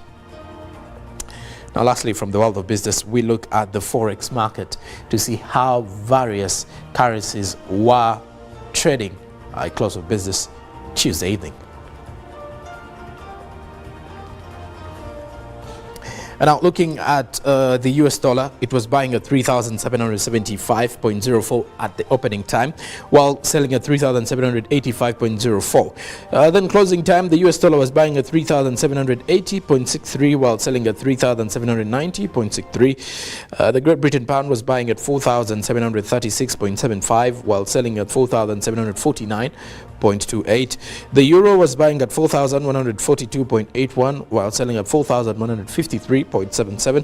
The Kenyan shilling was buying at 24.78, while selling at 24.84. The Tanzanian shilling was buying at 1.50 shillings, while selling at 1.51 shillings. And then the South African rand was buying at 206.34 shillings, while selling at 206.88 shillings. So by the time you get into those particular market spaces, that is something you should ideally think of as you're heading out to buy some new currencies or to exchange some currencies as well. Now back to the local dailies as we look at our press review. The New Vision first. It does highlight at the front page why Katanga widow faces murder charges. Now, police takes over security of the hospitalized wife. Then, in land administration, government moves to disband district land boards. Then, more men seek government support over abusive wives. An interesting report, courtesy of the New Vision. Now, strange disease kills people in Chotera. which disease is that? Read about it as well. And then in the Toto magazine, 17 days to the Toto Christmas Festival. Then girlfriend murder, Dr. Chirabo jailed 30 years. A pictorial of Dr. Chirabo leaving court yesterday. Then in court as well, police doctor narrates how Susan Magara was killed. More of the investigations on the Susan Magara case in coming there in that is in the New Vision today. All right, now furthermore we look at what is being highlighted by the Daily Nation away from Uganda. The Daily Nation in Kenya highlights courses and skills that will land you a job fast. Which courses are those? Read about it in the Daily Nation. And then also American pedophile denied bond. Read about him. Then Koinange Hair seeks to divorce wife. 3 billion shillings in a 3 billion shillings estate roll. Then also Anne Njeri to face members of parliament today over 17 billion Kenyan shillings fuel saga. Then also President Ruto addresses European Union Parliament as floods. Gachagua takes on governors. Gachagua, the DP in Kenya, deputy president. Then lastly, the Citizen newspaper from Tanzania. East Africa lawyers worry of artificial intelligence rise. Then how tech can bridge the existing justice imbalance. Then you can as well read about the Tanzania's top techpreneurs in today's Citizen. Then furthermore, why Tanzanian researcher was picked for tech grant as rights body faults government proposal in democracy review. Then also telemedicine pilot project could be a game changer. More of the findings in the Citizen today. Well then, that is it for our GMU Business Update today, and also looking at the press review. And it's now time for the traffic updates with Olive Monica Najuma. Thank you so much, Joram Paul Sonko, for that business update. It was rather insightful. Now, this is the moment where we look into the traffic updates for this morning. And today, we are going to keep it right here in the city. We will start from around, as you can see on that screen, we will start with that roundabout that separates Nile Avenue from Yusuf Lay Road. And we want to go up until the area of Mulago and Wandegea and see how the traffic situation is that side of town as of this morning. Now, as you can see over there, Yusufule Road looks quite clear, except for a little bit of traffic that is starting to build up around the roundabout.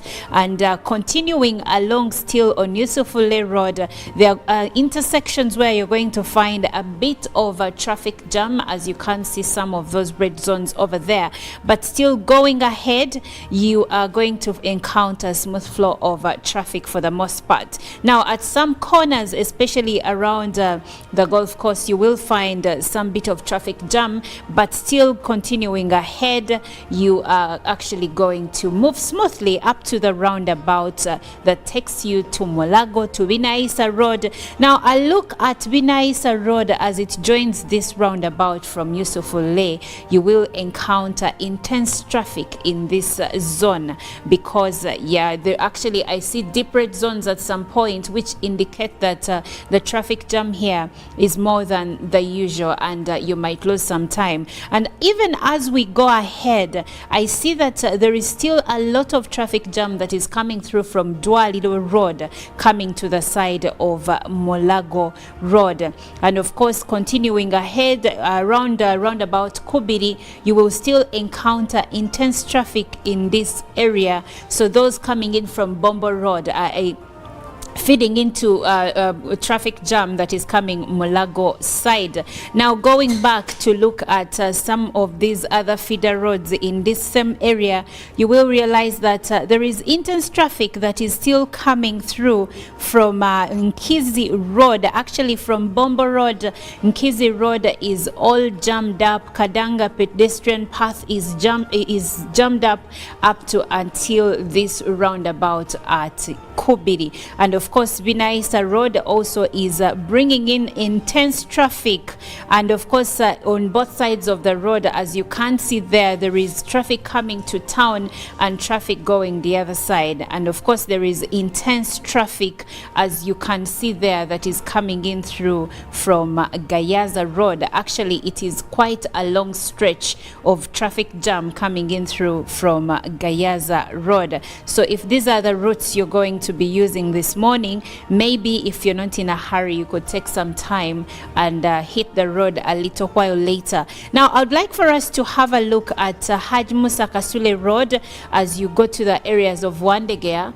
There seems to be smooth flow of traffic over there, and of course around YMCA there is smooth flow of traffic around there too. So that side of town doesn't look bad at all, because if you follow Bombo Road up until Bat Valley Primary School and even ahead, you see that there is green zones everywhere, which are indicative of the smooth flow of traffic this morning. But now if you're going to the opposite side of Bombo Road through Wandegea, you're going to encounter some bit of traffic jam over there. And of course, like I said earlier, if you're going to use Nkizi Road from the part where it joins Bombo Road to the part where it gets to this roundabout, there is intense traffic this morning. Now, for those going to Dwaliro Road, most of it has traffic jam up until you reach Lower Mulago Hill Road. That's where you're now going to find a smooth flow of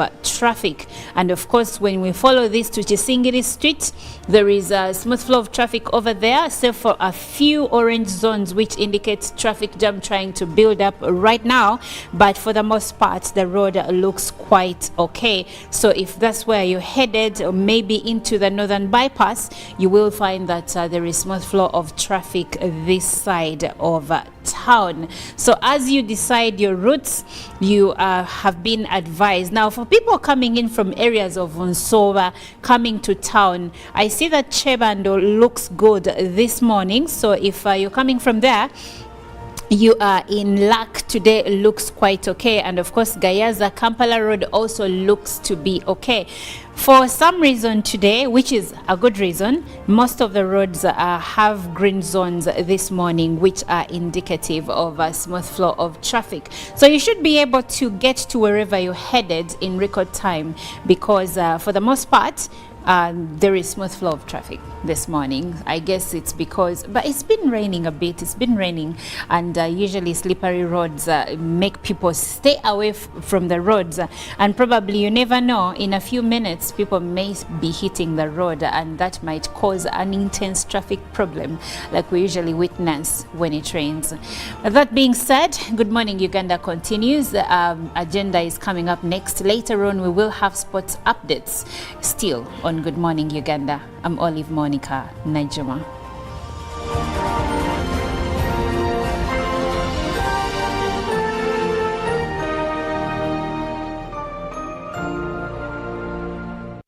Live from UBC Studios in Kampala, this is Good Morning Uganda. Pick of the day on UBC. Every Wednesday, 10 p.m. on your public broadcaster.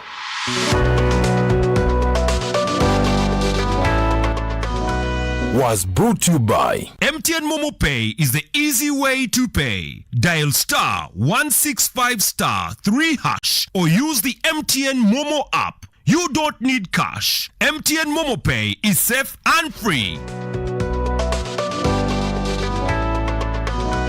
A new dawn on Behind the Headlines with me, Timothy Nyangweso. Every Wednesday, live in our studios in the heart of Kampala. We have conversations that have analysis, explanation, but not every truth is fact, and not every fact is truth.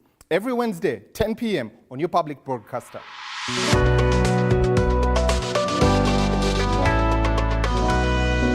on your public broadcaster, UBC, inspiring Uganda. Juko. Yo. Check the shopping, man. What's your secret? Uganda, haven't you heard of the parish development model PDM? Yes, I did, but I thought it was just a talk. No, Sebatia. It is real. I and a few friends together formed a circle, accessed money from the PDM, invested in a portrait project, and now things are moving. Juko. I thought I was one of your friends. You are. But you left me behind. I didn't leave you in poverty. What you do, just visit your LC2 chairperson and your parish chief and start the process of economic transformation. Just like that. The parish development model is an initiative from the government of Uganda through the Ministry of Local Government designed to transform all lives of Ugandans for the better. PDM, my parish, my development, my life.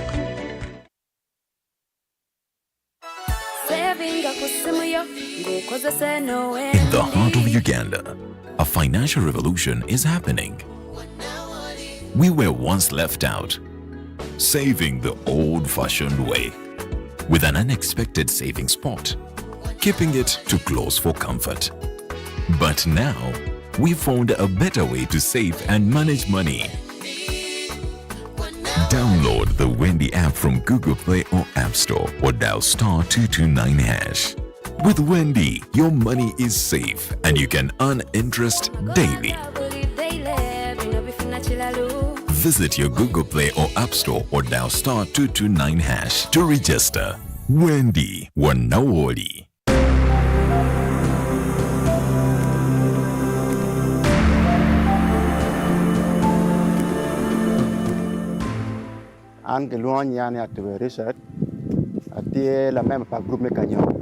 My name is Atube Richard, a member of a group called Kanyope, located in Bungatira sub-county. This group started in 2008, but the Prelnol project started supporting us in 2009. The project has offered us training on farming, and the training we got has helped us immensely.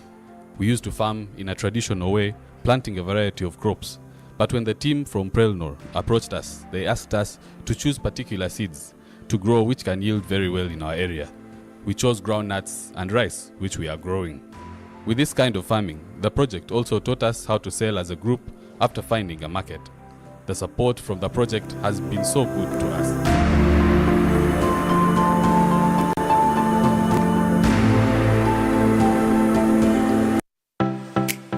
UBC is the national public broadcaster. We educate, inform, entertain, and inspire our audiences.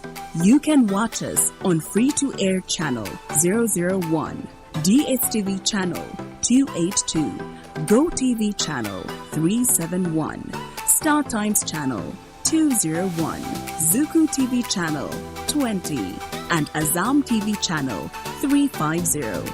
Even when your subscription expires, you can still watch UBC for free on your pay TV platforms.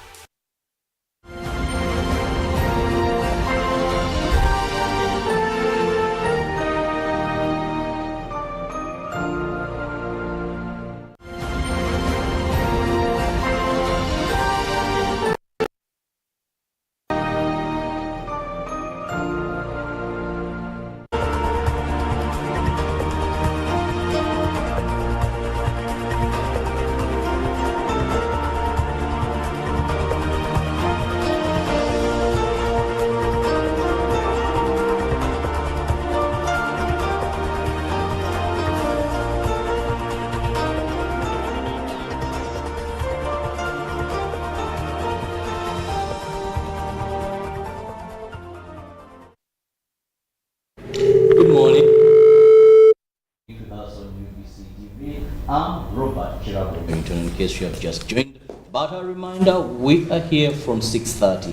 So always start your day with us. There's so much that you can't afford to miss.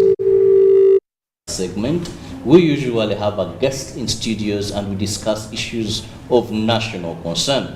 Not forgetting that you can also be part of the topic of discussion by simply sending us a WhatsApp message or a text message on the number that is going to be popping up on your screen. So use that number to send us your concerns regarding the topic of the day. Now, We are blessed that in the Pearl of Africa we have two rainy seasons. We have the March to May, and then we have the August to December. It is common that we've had, in most parts of this country, we've had rains above normal. And we are seeing it's raining day in, day out. But remember, we have areas in this country that are very prone to disaster. Those are landslides and floods.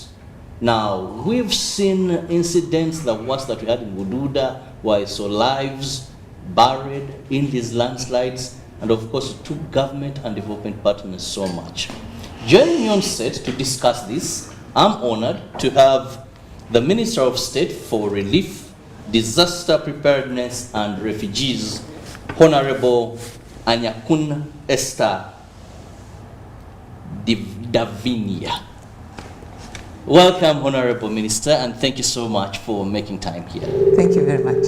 Now, Honorable, to begin with, last week we saw a report where about 40 homesteads in the Elgon area were raising concern that they were very scared of what would likely befall them after sighting a crack in this particular area. But this is not the first time.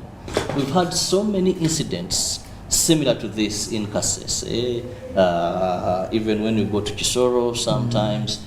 And one question that always comes to the mind of people: why don't we see proactiveness, then rush to surgical operations? Yes, we are usually informed by the meteorology, our scientists. They predict and give us science here. Good morning, viewers. I want to thank you first of all for bringing me up for this show, and particularly I want to respond to the issue about the cracks in Mount Elgon. These cracks have been there. They have been there for a long time, and they are mostly being accelerated by the amount of water that keeps entering into the cracks, and it softens the soils, and the movement starts moving just like a volcano. This is what really now kills the people in the mountainous areas. But the fact that we have been working together with other MDAs like Ministry of Energy to go and ascertain the cracks, especially on Mount Elgon. And there was a team that they've been sending there way back, I think in 2019 they sent a team, and late again, like last year, they sent a team. I think the reports are still coming. Even the people told us themselves they did an aerial survey on the crack. So we're waiting for the report from the Ministry of Energy to give us that. But the people of Elgon, or especially in Manafa and Bududa, and Sironko, where these cracks are very, very significant, we have tried our best to work with security to ensure that these people live, especially anybody who is living below the lower side of the crack. That's where the mudslides covers them, because it starts moving and then it takes the mudslide. But unlike Nyamwamba River, where we are able to put an early warning system, it makes an alarm an hour before to prepare the people to run off. Now with the mudslide, you cannot. It's not easy to detect because it is like a very wide area where you have to say that I can spot here. So we have decided to do. That's why you're seeing right now we don't have a lot of issues in Kasese, especially along River Nyamwamba. It's able to detect and it makes an alarm. But in Elgon, we have detected the cracks in most of these districts, and the best is to mobilize the people to leave, because even if it makes an alarm from this side, someone in Sirongo cannot be able to hear it, or someone who is in Manafa. So the best is mobilizing the communities to leave these places. Now, when you talk about mobilizing the communities to leave, how have you done this? Because we know this will have one, close attachment to these areas. Two, they have financial implications to the movement. Much as they know this is the death trap, anytime death can happen, but they are constrained on various fields. I know it has been a challenge for the people of Elgon all this time long to be able to relocate away from Mount Elgon. There was a time when the Ministry Office of the Prime Minister had taken them to Kiriadongo, and we realized it was not a solution because of most of them decided to come back because of the ancestral attachment. Especially when someone dies, they have to bring a person to Bududa for burial. Even if I died, I wouldn't be one to be buried in a resettlement. I would be one taken home. But fortunately now the Office of the Prime Minister has come up with so many ideas in order to mitigate disasters in Mount Elgon. One, there's an organization called Give Directly. It's an international organization. They came in to us, they've been supporting my ministry on the side of refugees, and now they came in and we had an MOU with them to be able to support now Mount Elgon.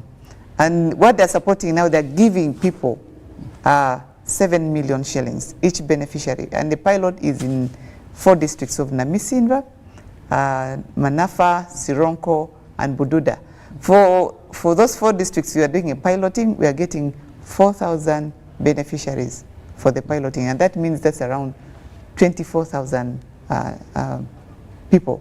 If you multiply 4,000 by the number of households, but 6 per household. So, but that is not enough. But we had a meeting, His Excellency the President guided and said, no, if the organization is giving 7 million, let government also give something. Because this money gives you a person independence to make a decision, either to go to Bududa, or the lower side of Bududa, or to go to Mbale, whichever place you want. Even others come as far as Budaka to relocate there. So the best thing is we give you the money, and then you make an independent decision where you think it's suitable for you to go and relocate yourself. Right now, as we speak, all the 4 districts have received the 7 million shillings from the organization. The Office of the Prime Minister is supposed to go there anytime from now to give out the 10 million shillings to Bududa first, because we are looking at these people must sign a consent form.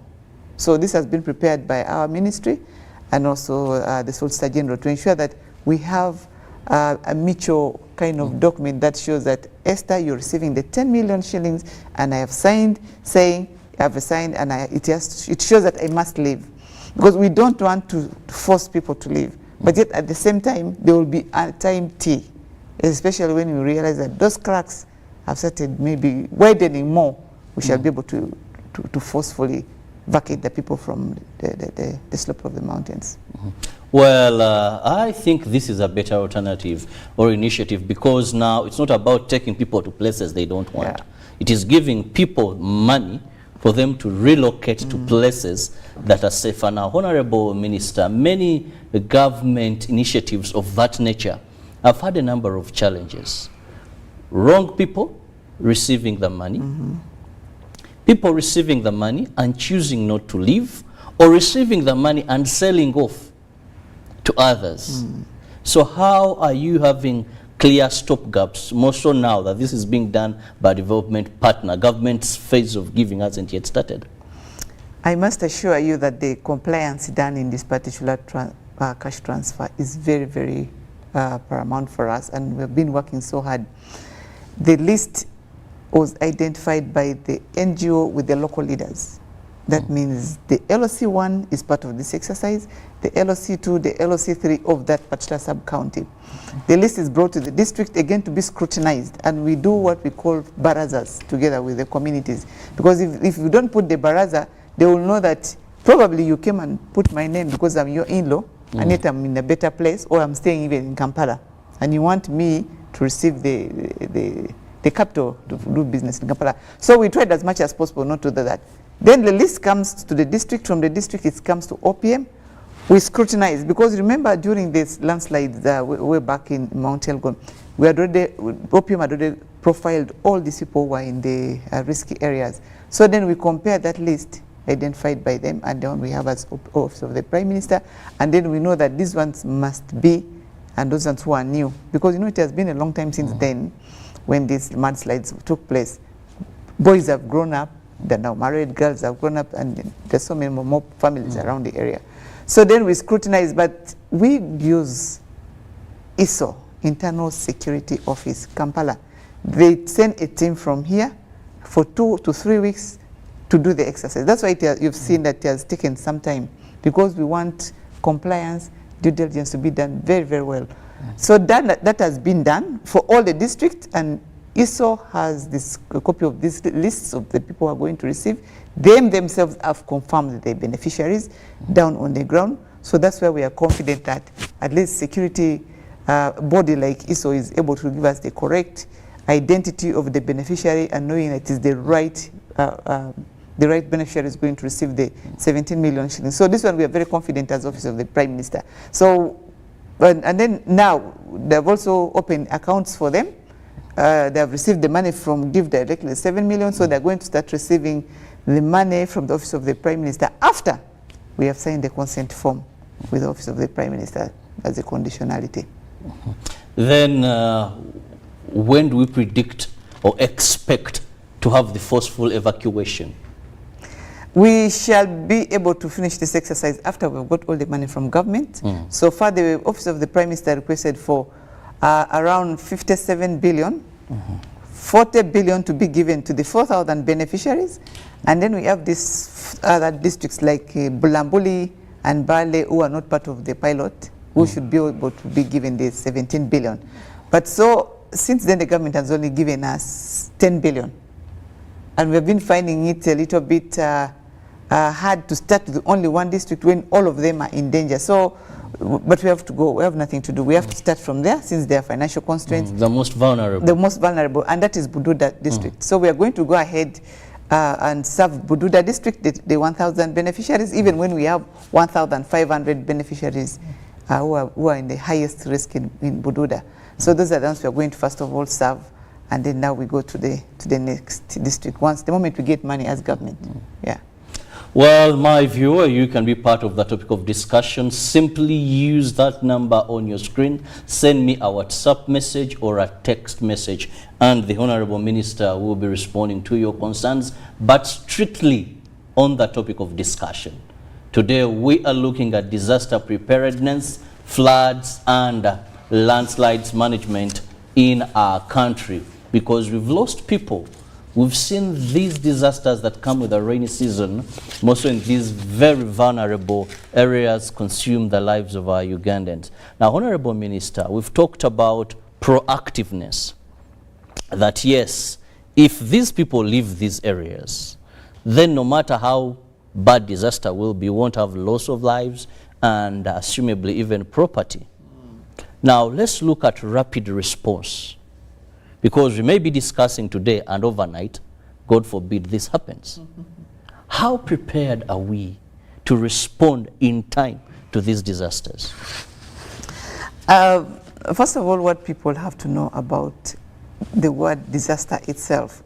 Disaster is a disruption that comes into a community unexpectedly. Unexpectedly, that is first of all what disaster itself means.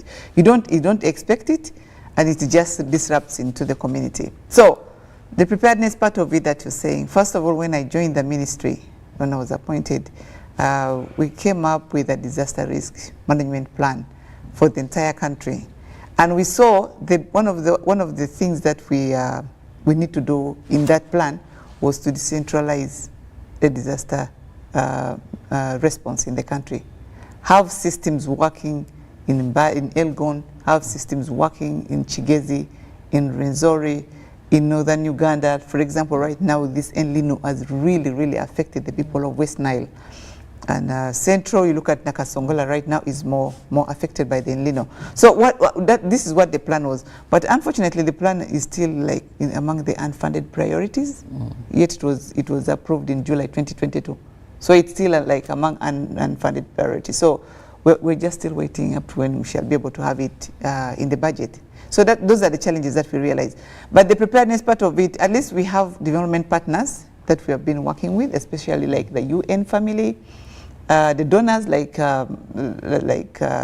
Japan Embassy. We have so many other embassies, including World Bank. We have been working very well with them in terms of disaster response. And then we have our friends, Uganda Red Cross, who have been doing rapid response. So it needs a collective kind of responsibility, working as a team. Because when it happens, like the other day we had a meeting, the Prime Minister called a meeting, we said, what do we do? Then we said, okay, let the UN family help us to handle the West Nile right now where the El Nino has affected more. And then Red Cross can help us to go and handle, like, for example, Elgon and other parts of the country, like Nakasongola, Buvuma. Buvuma was really highly hit First of all, they had a hailstorm, and then after that, again, there was a very bad fire outbreak, and they could not even have fire brigade to be taken to the other side of the island. So this is where we do work as a team to ensure we have this. But as government also, we have our teams. We have the network, and then we also have the disaster prepared team who are always in the field doing needs assessment. They're doing giving us reports. And we have been training all our district disaster management committees on how they are able to report a disaster. Because it can happen anywhere and we cannot be able to know it. But through the DDMC, we are able to know this. So the preparedness part of it, one, we have had financial constraint as a department. That's what I must say. And year in, year out, you look at, now when the rains are there, we have issues. When the drought is there, places like Karamoja, you remember we had a very serious issue last year when some people died in the region due to anger. And even now we are anticipating December, January, there's going to be a very bad season. And other cattle corridors like Nakasongola, Isingiro, you look at Rakai, Kiruhura, the drought can really be very, very grave for them. So we try as much as possible as Office of the Prime Minister. The little money we have been getting, we're prepared. We have some food items and non-food items, and we keep responding as much as possible. We have also been able to support schools that the strong winds have been roofing, and every season we do that. And it depends on the report that comes from the district. We don't just go rush like to my village because there was a disaster, and because I'm a minister for disaster. No, we respond to the CAO's DDMC.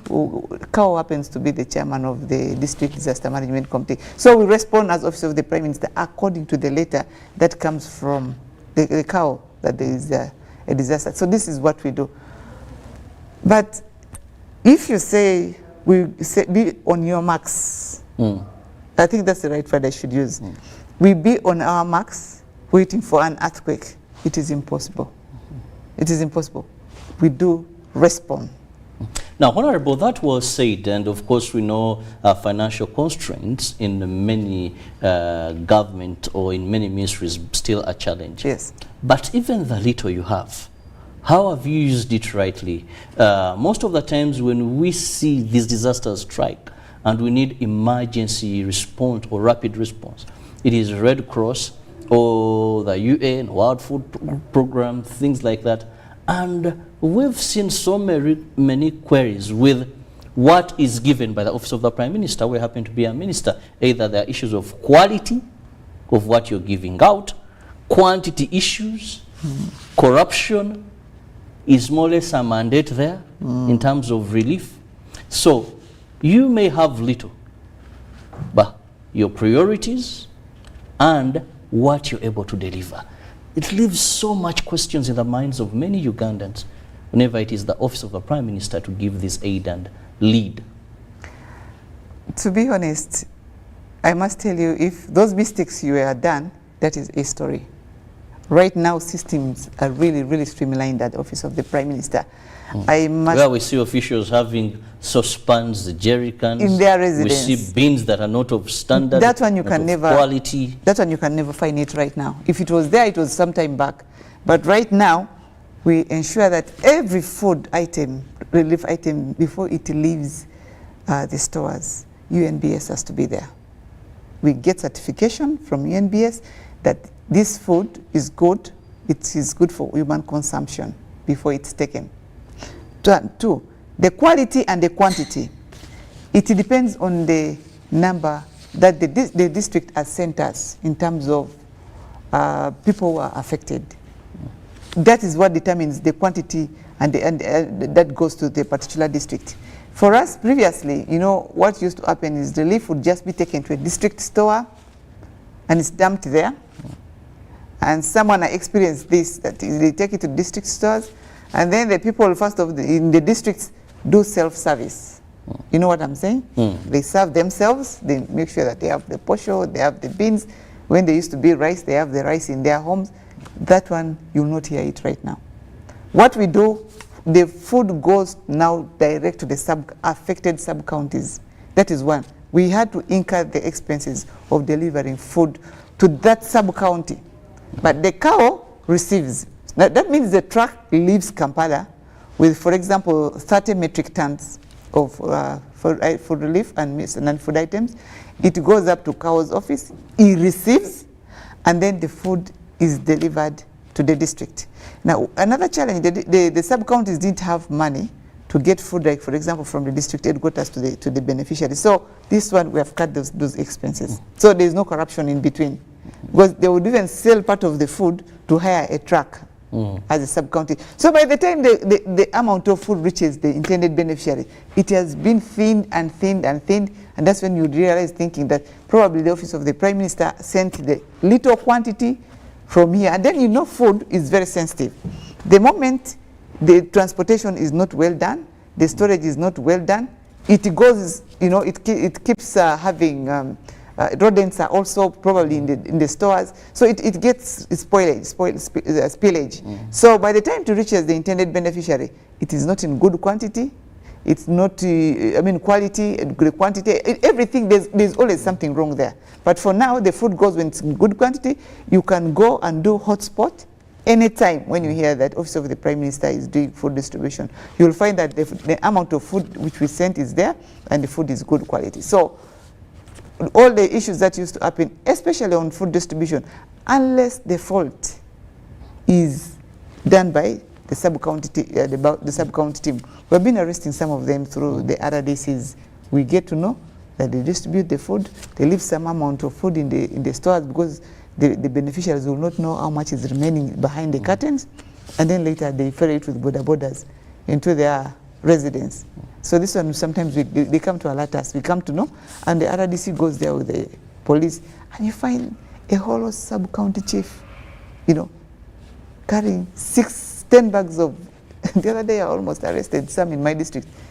They are carrying posho and beans, and then I sent the DPC, who almost arrested them, who was supposed to arrest them, and then they said that the food was going at 7 p.m. It was going to another location. I told them, take back the food. So it is good that we got it, we intercepted on the way, and the food was taken back to the sub-county. But otherwise, we had already tracked that the food had left the store, but if they had disappeared, I was going to arrest the sub-county chief from my day. So this, I want, even the beneficiaries themselves have to be proactive. They should be able to know that the Office of the Prime Minister has sent us these items, and we should know, also inquire before the distribution how much was brought. Then you count. It's your responsibility to count that this is what was sent. We have confirmed how many beneficiaries, we have confirmed how many we are as beneficiaries, and then they start giving us this item. But if you leave it like to whom it may concern, I'm telling you, people always have bad intentions. Even when they have food in their house, they'll want to look for other financial support by selling the food. And there, for me, we shall not leave you. We'll make sure that you are arrested and you're taken to court, because you're laughing at somebody outside there. Like, for example, in Karamoja, you do that in Karamoja. You're going to sell food when a beneficiary is inside the house, they are dying of hunger. There's no way I can't even pick you with my car and I take you to police. I will not have to wait for police to come. Well, that assurance that this relief should be handled very well. Honorable, when you talked about a plan of giving these people to relocate, now there are some areas, Sekisoro, you know, and some other parts where they are so prone. But if you're to come up with this relocation plan that you talked about, it seems next to impossible. No, now, for these particular areas, almost land is not there, or the entire part seems hilly. What is government's plan? I want to give you an example. Like, Office of the Prime Minister has already bought land for the IDPs in Kasese.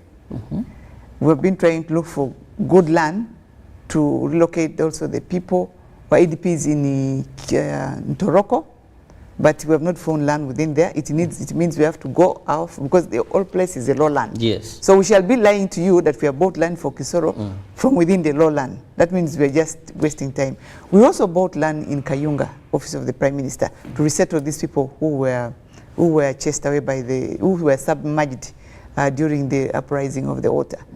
But the truth is that Kisoro is a bit difficult. I went there during the February rains, where we lost around 10 people the president supported these families, and I took each of them some 5 million shillings.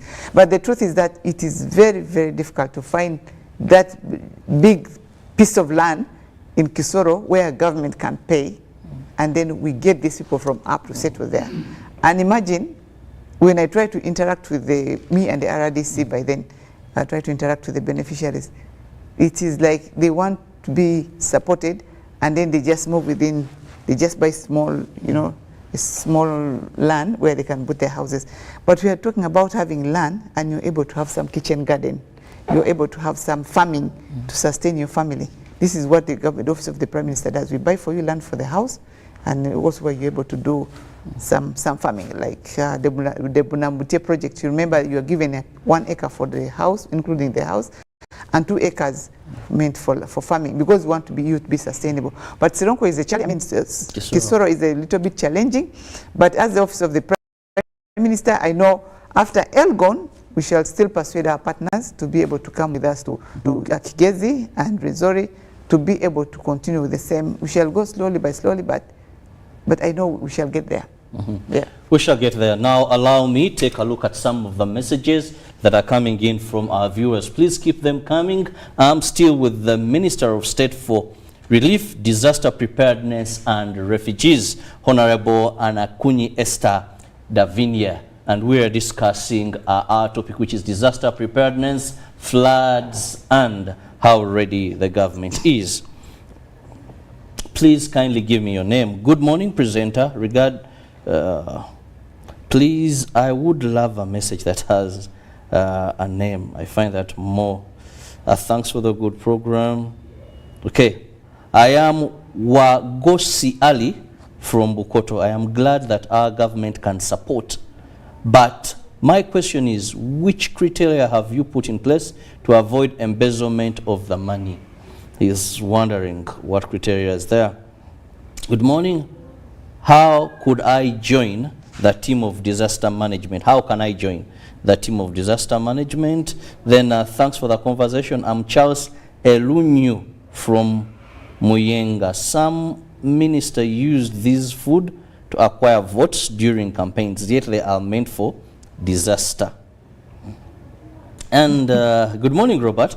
The problem with most people, after receiving the money, they may decide not to relocate. Is it going to be by force to relocate after the money? Because they may just use the money for other things, then after start crying out to government for help. I'm Daniel from Kumi. Kindly give me your name. If I don't have a name on the message, I will not be reading that out. Thanks, UBC, for the program. I love the minister you're hosting. We are listening and watching from Mbarara. I'm a student from Kaboke College in Mbarara. Thank you, student, for watching. And of course, good morning, presenter. Well, you don't have a name there. Let's first of all handle these. People are worried, and of course a few related to that, about the issue of embezzlement, about having the right beneficiaries, about people refusing to vacate, even acquiring money. And I think one message, it didn't have the name, but someone was wondering if these people received 7 million from these development partners. Now they hear 10 million is coming. That by the time that 10 comes, the 7 has already is already eaten. And they have other, so they're wondering how smart is government going to be this time? No, just as I have told you that we used a compliance system of beneficiary identification. We're very sure, first of all, I want to tell Ugandans that we are very sure 100% that the beneficiaries that have been identified are the rightful beneficiaries, because we used all other checks and balance to ensure that we have the right people. But then the money from the organization has been given to them. It has no conditionality. But the government money, the 10 million shillings, they are very much aware. We have sensitized them. We have done enough barazas, has a conditionality. And before you receive this 10 million shillings, you are going to sign a consent form. And this will be a binding document between you, the beneficiary, and us, government, that we shall give you 3 months to vacate. From the day you receive From the money. day you receive the money. So That's after so that clear. time, the team will be there to come and verify if you're still there. And if not, we shall forcefully relocate you. You shall forcefully chase you out of the place, because you will have consented yourself that I'm receiving the money because I'm going to leave the land for government. Because immediately you leave the government, it's going to belong to the Uganda Wildlife Authority, so that it is being rehabilitated back into the reserve. It should not be like just for you continue doing garden work there. No, we shouldn't accept that, because that is like encouraging people again to go there. Sometimes I dig there, I sleep this way. yes, they'll be softening again the soil, and you know the landslides comes at any time. It doesn't come only at night. It can come during the day, and by the time you think you're taking off, it is already there. And then the person who talked about the relief being used for Political capital. political capital. It is, I've not heard about that, because maybe I was not yet a minister, but it is very unethical for one to use relief to keep in your stores, and you start issuing it to your voters, for example, in kilograms. It is very, very unprofessional and unethical for one to do that, because you are denying people who are intended to receive this relief. You are denying them the opportunity to take the relief, and you're using it for your political gain. It is very wrong, and I can't do that. I have personally worked before with a USAID project, and I was a regional manager in Karamoja, and we used to give food rations to the people of Karamoja because of the nutrition program. We used to account even for a drop of veg oil. A report would go to Washington for any spillage of veg oil, beans, anything. We also account it. So that's why I'm saying, unless it's at the sub-county level, that's when the food can be mismanaged. But from where it lives, where I'm leading up to the district, we don't expect that to ever happen again. And you'll never find food in Nakapiripiti, in my house, being used for campaign. I cannot do that. It's now, Honorable Minister, let's look at also creating awareness, because much as this land will be handed over to government because people consented, what about those who don't consent? Actually, when you look at Bududa right now, out of the 1,500 beneficiaries, it's only 76 of them are those who are not willing, because we did how do you call it, testing community barazas to see how many. So only 76 of them are not willing to leave. So those 76, we shall continue persuading them after they get the 10 million shillings. And if they don't leave, I mean, the security is there. There's the DPC in Bududa. There's the RDC in Bududa. There is also police, the team of security, ISO and GISO and so forth. They'll take that. And also we have the, how do you call them, the environmental police. These are people who are going to handle this kind of cases. It is not going to be UPDA forward. No, it's not going to be that kind of forceful. We shall use the environmental police to ensure that you leave the place, because we as government are concerned about your life and your family life. Yeah. Now, how far have we gone also with issues of sensitization? Because most of the times when floods happen, teams are dispersed. When landslides happen, you reach Kasesa and think the entire government is there. The area members of parliament. But after that, away now from the money, there is little regard. It may seem obvious that people seem to be in danger, but like you said, about 70-something for them, they don't see that. So how are we having money for relocation alongside sensitization and education that manages people to better appreciate? Actually, the term we use in disaster is awareness. Like when you look at this current El Nino, 3 months ago, we sent a message, okay, that there's going to be El Nino.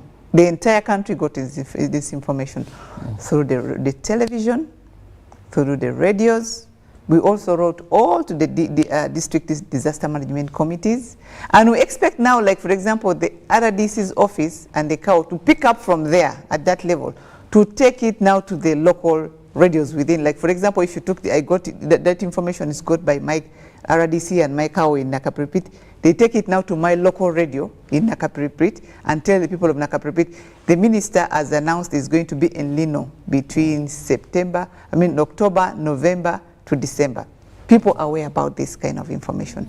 Also, we keep having talk shows. We keep having community engagement, with the district disaster committees. That's why we keep training these people.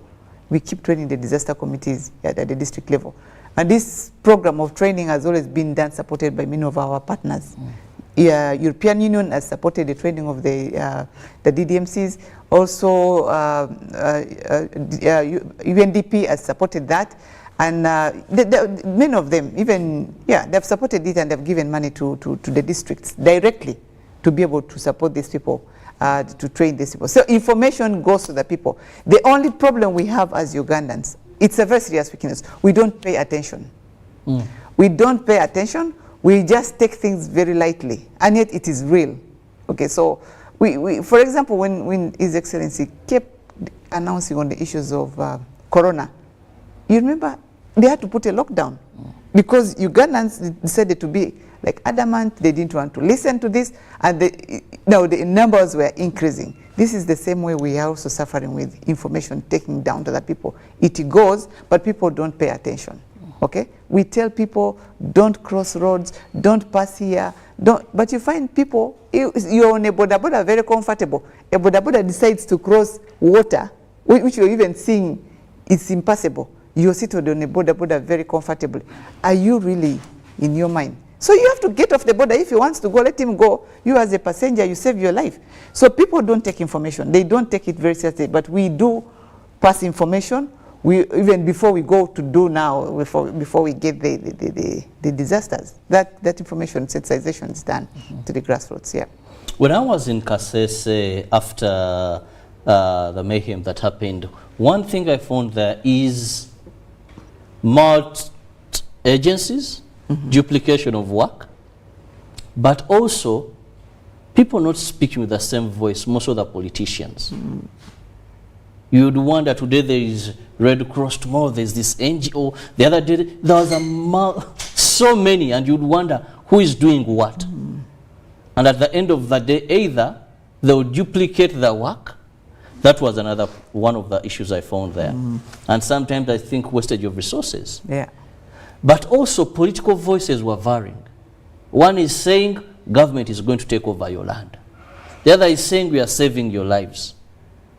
What approach are you using to curb this? Because you find that sometimes people really listen to their political heads. Then also this, if you have Office of the Prime Minister, coordinating these various agencies on ground, how are you doing this? No, first of all, Office of the Prime Minister is a big umbrella that is coordinating mandate. It has a coordination mandate of all MDAs, everything that happens in government has to be coordinated by the Office of the Prime Minister. Now, when you come to our ministry, we also do now coordination of disaster preparedness and management. So this is where I think we are supposed to come, like for example, when the Lino sensitization message came, we had a partnership meeting. This very week on last week on Thursday, we had again another meeting, partnership meeting on Lino. That means we are trying to follow up systematically who is where and what have they done, okay? Or there's a more impact here. Like for example, we are in that meeting and we said, okay, this El Nino has impacted in West Nile. When you look at the districts of Bongi, Jumani, you saw the floods, very heavy floods in Elego. We said, who should go where? Instead of finding UN is also there, Red Cross is also there. Is it? No, we have to coordinate. Then we said, okay, let us coordinate and see. Now, Red Cross has gone to Ajumani, and part of the UN people have gone to like, I give you an example, when they burnt villages in was it Moyo, by the Sudani. UNHCR helped us, and they went and they give non-food items to the people. So we keep engaging the partners. They should not lose track. If now there's for example, we know on the list, we keep checklisting, knowing that this time this partner helped us on this side. So let us engage this other partner. So we don't have that miscoordinated. I think from the time we started being in this office, we have been working very well with our partners, and we totally appreciate what they're doing in terms of that. Like, for example, European Union is giving money to Red Cross to give cash to organize, to districts that are transiting, like Kisoro, like Bundubujo. I give an example. It is for disaster preparedness. But because they are transiting refugees, so we have gone ahead to make sure that those people who are affected by disasters in those transiting districts benefit from cash from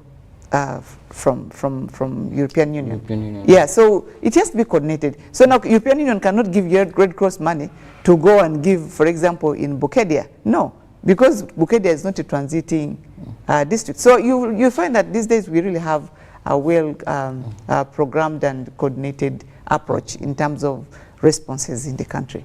Okay. Well, in the interest of time, we must come to the end of this particular segment. But Honorable Minister, before I let you go, what is your final remark to the viewer and people in these areas?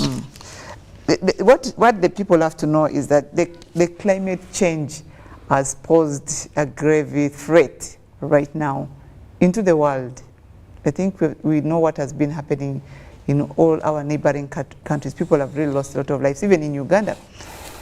Yesterday, I got a call from the Member of Parliament from Bugabula, yes, and he told me the 2 students tried to cross the river just yesterday. So one dropped in the water, and then the other one attempted to go and pull the friend. But now, because another third one came, and so this one was pulling, the other one was holding her school bag. She also attempted now to remove the bag. You know what I'm saying? So all the 3 of them fell into the water, and the 2 died. The pupils, I think they're in upper primary. So Ugandans, the El Nino is still there. Let us stay away from crossing any rivers that we have not ascertained whether we should be able to cross, especially children when they're going to school. If it has rained, you as a parent, you have to be responsible. If you know there's a water body that your child is supposed to cross before they go to school, you have to ascertain before they go, because otherwise we have lost those 2 pupils. Otherwise we would have not done it if we had known that if the parents were responsible of their lives. And we see this El Nino has actually caused more impact on the infrastructure. So the Minister of Works has already sent a message, and we are happy that he sent that message for Ugandans to know that they cannot do much right now. They will do it after the rains have stopped, because even if they did it now, they will be washed away. It will be washed away. So for us as Ugandans, it's our own responsibility to be very, very careful of the continuous rains. We wake up every morning, it's raining in the entire country. Let's save lives. Let's be in charge of each other, and as we wait for the El Nino to stop for God and my country. Well, thank you so much, Honorable Minister of State for Relief, Disaster Preparedness and Refugees, Honorable Anyakuni Esther Davinia, for your time. Really appreciate, and above all our viewers, and for the people most affected, most of those that have received money and are yet to receive, to relocate. It is your life first. Save your life. You're the sole owner of your life, even before government comes in. If you can't vacate, you can before this happens. See you in the next hour. Ruben is ready here to take you through the world of sports. Good morning for now.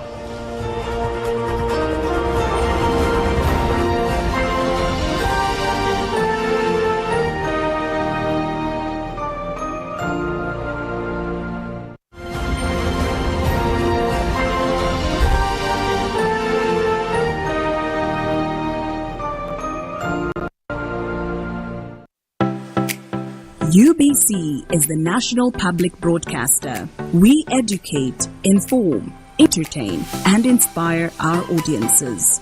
You can watch us on free-to-air channel 001, DSTV channel 282, GoTV channel 371, Star Times channel 201, Zuku TV channel 20, and Azam TV channel 350. Even when your subscription expires, you can still watch UBC for free on your pay TV platforms. In the heart of Uganda, a financial revolution is happening. We were once left out, saving the old-fashioned way, with an unexpected event, keeping it too close for comfort. But now, we found a better way to save and manage money. Download the Wendy app from Google Play or App Store or dial *229#. With Wendy, your money is safe and you can earn interest daily. Visit your Google Play or App Store or dial *229# to register. Wendy Wanawoli. Live from UBC Studios in Kampala, this is Good Morning Uganda.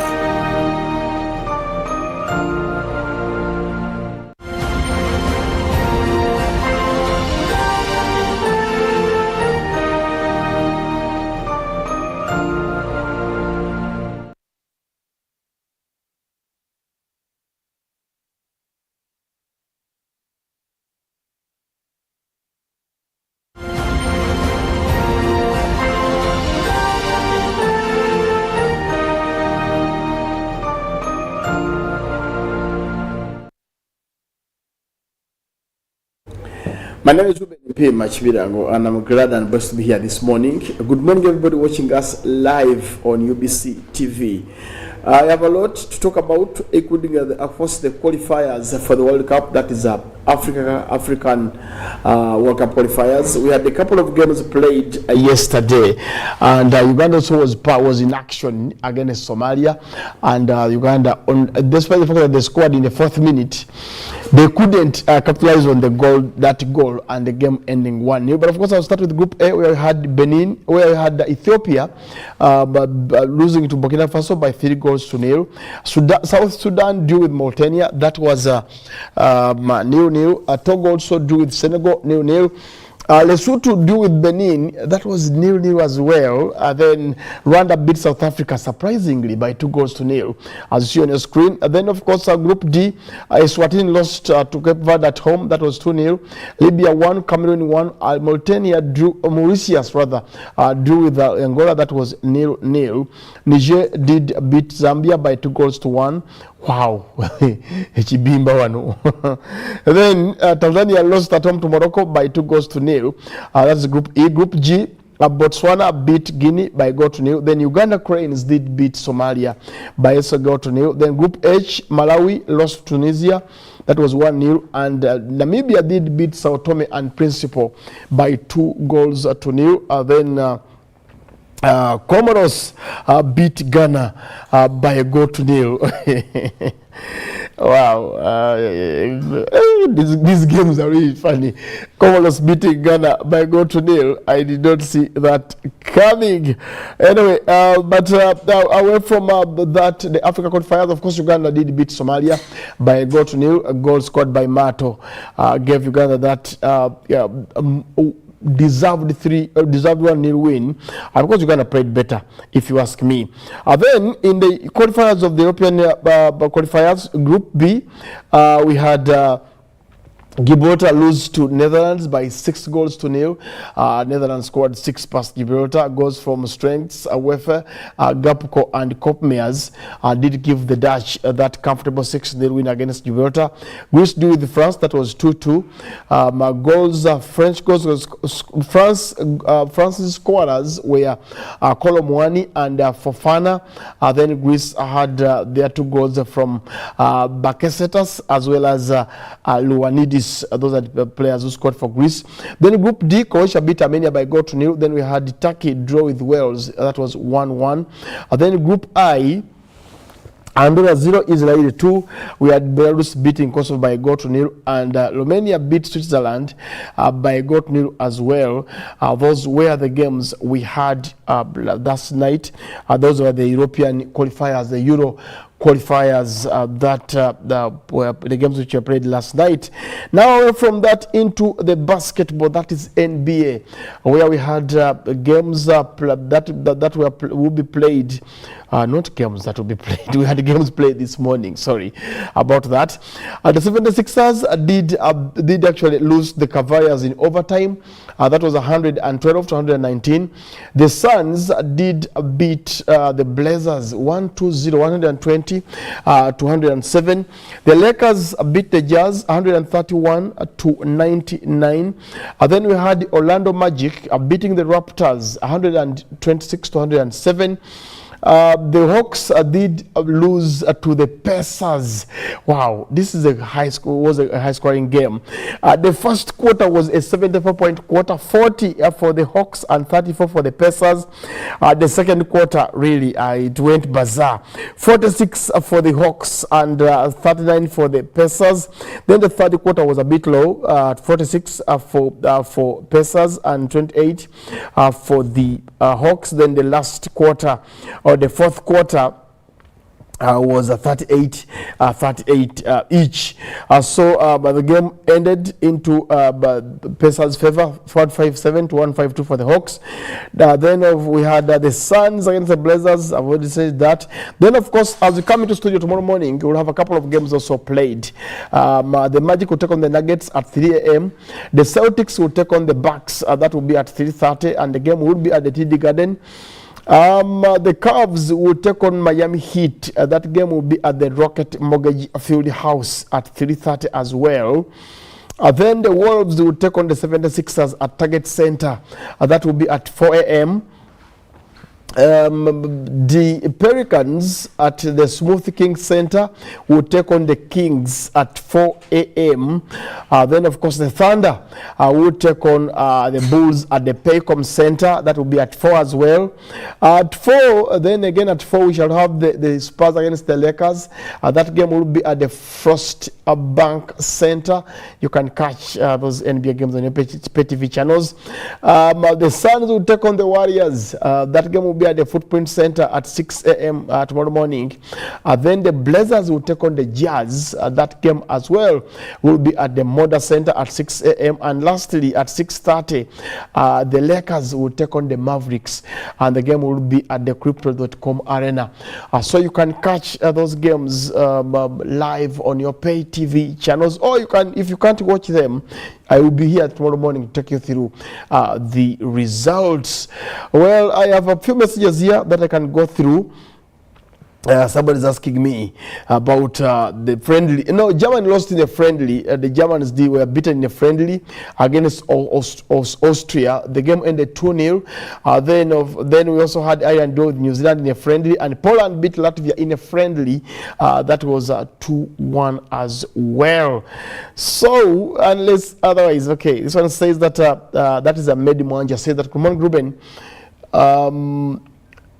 the teams that qualified were the best teams in the groups. Of course, yes. Once you qualify, you emerge to be the best. Though, I will tell you, Mehdi, that there are groups that had minnows. The group that has Gibraltar, you can always qualify. If you're Netherlands or France, you always qualify. Then Jackson Kutegeka says that I am watching live from Mayuge. Yes, thank you so much, Jackson, for watching UBC TV. And he goes ahead to say that my team Arsenal, when is it returning to action? On the weekend, Arsenal will be in action, so you can always catch the Premiership games live on your pay TV channels. Then Prince says that I'm watching live from Bulenga. Okay, Prince, thanks so much for watching UBC TV. Well, that's it from sports this morning. I've got to pave way for Robert Chirabo to take you through Game Extra, but we shall be here tomorrow to give you more updates regarding NBA regular season, as well as sports, which the leagues will be back over the weekend, and I will be telling you which team is playing who. That will be tomorrow morning. Good morning.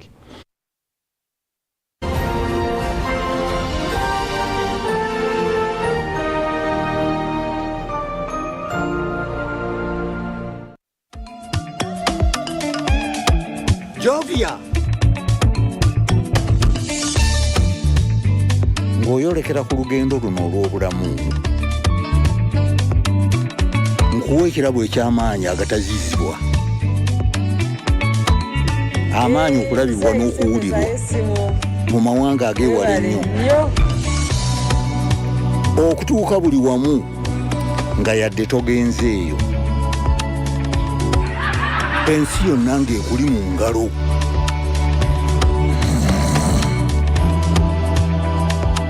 Okutambula mu biseera n'okumanya buli kimu ekirina okumanyibwa.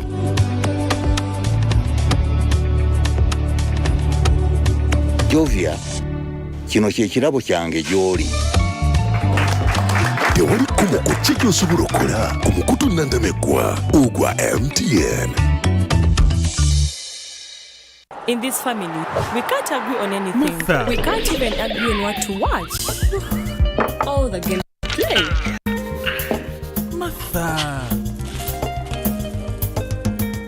Ndoza Mulabi, we can't even agree on what to eat. At least the one thing now we can all agree on is the soap to use. He likes that it's big and lasts long. Anti-economy. I like that it keeps my skin smooth. Ate alina echovu. And the children like that. It smells amazing. Everyone is happy. Movit soap comes in 4 fantastic flavors. Movit family soap is truly soap for the whole family.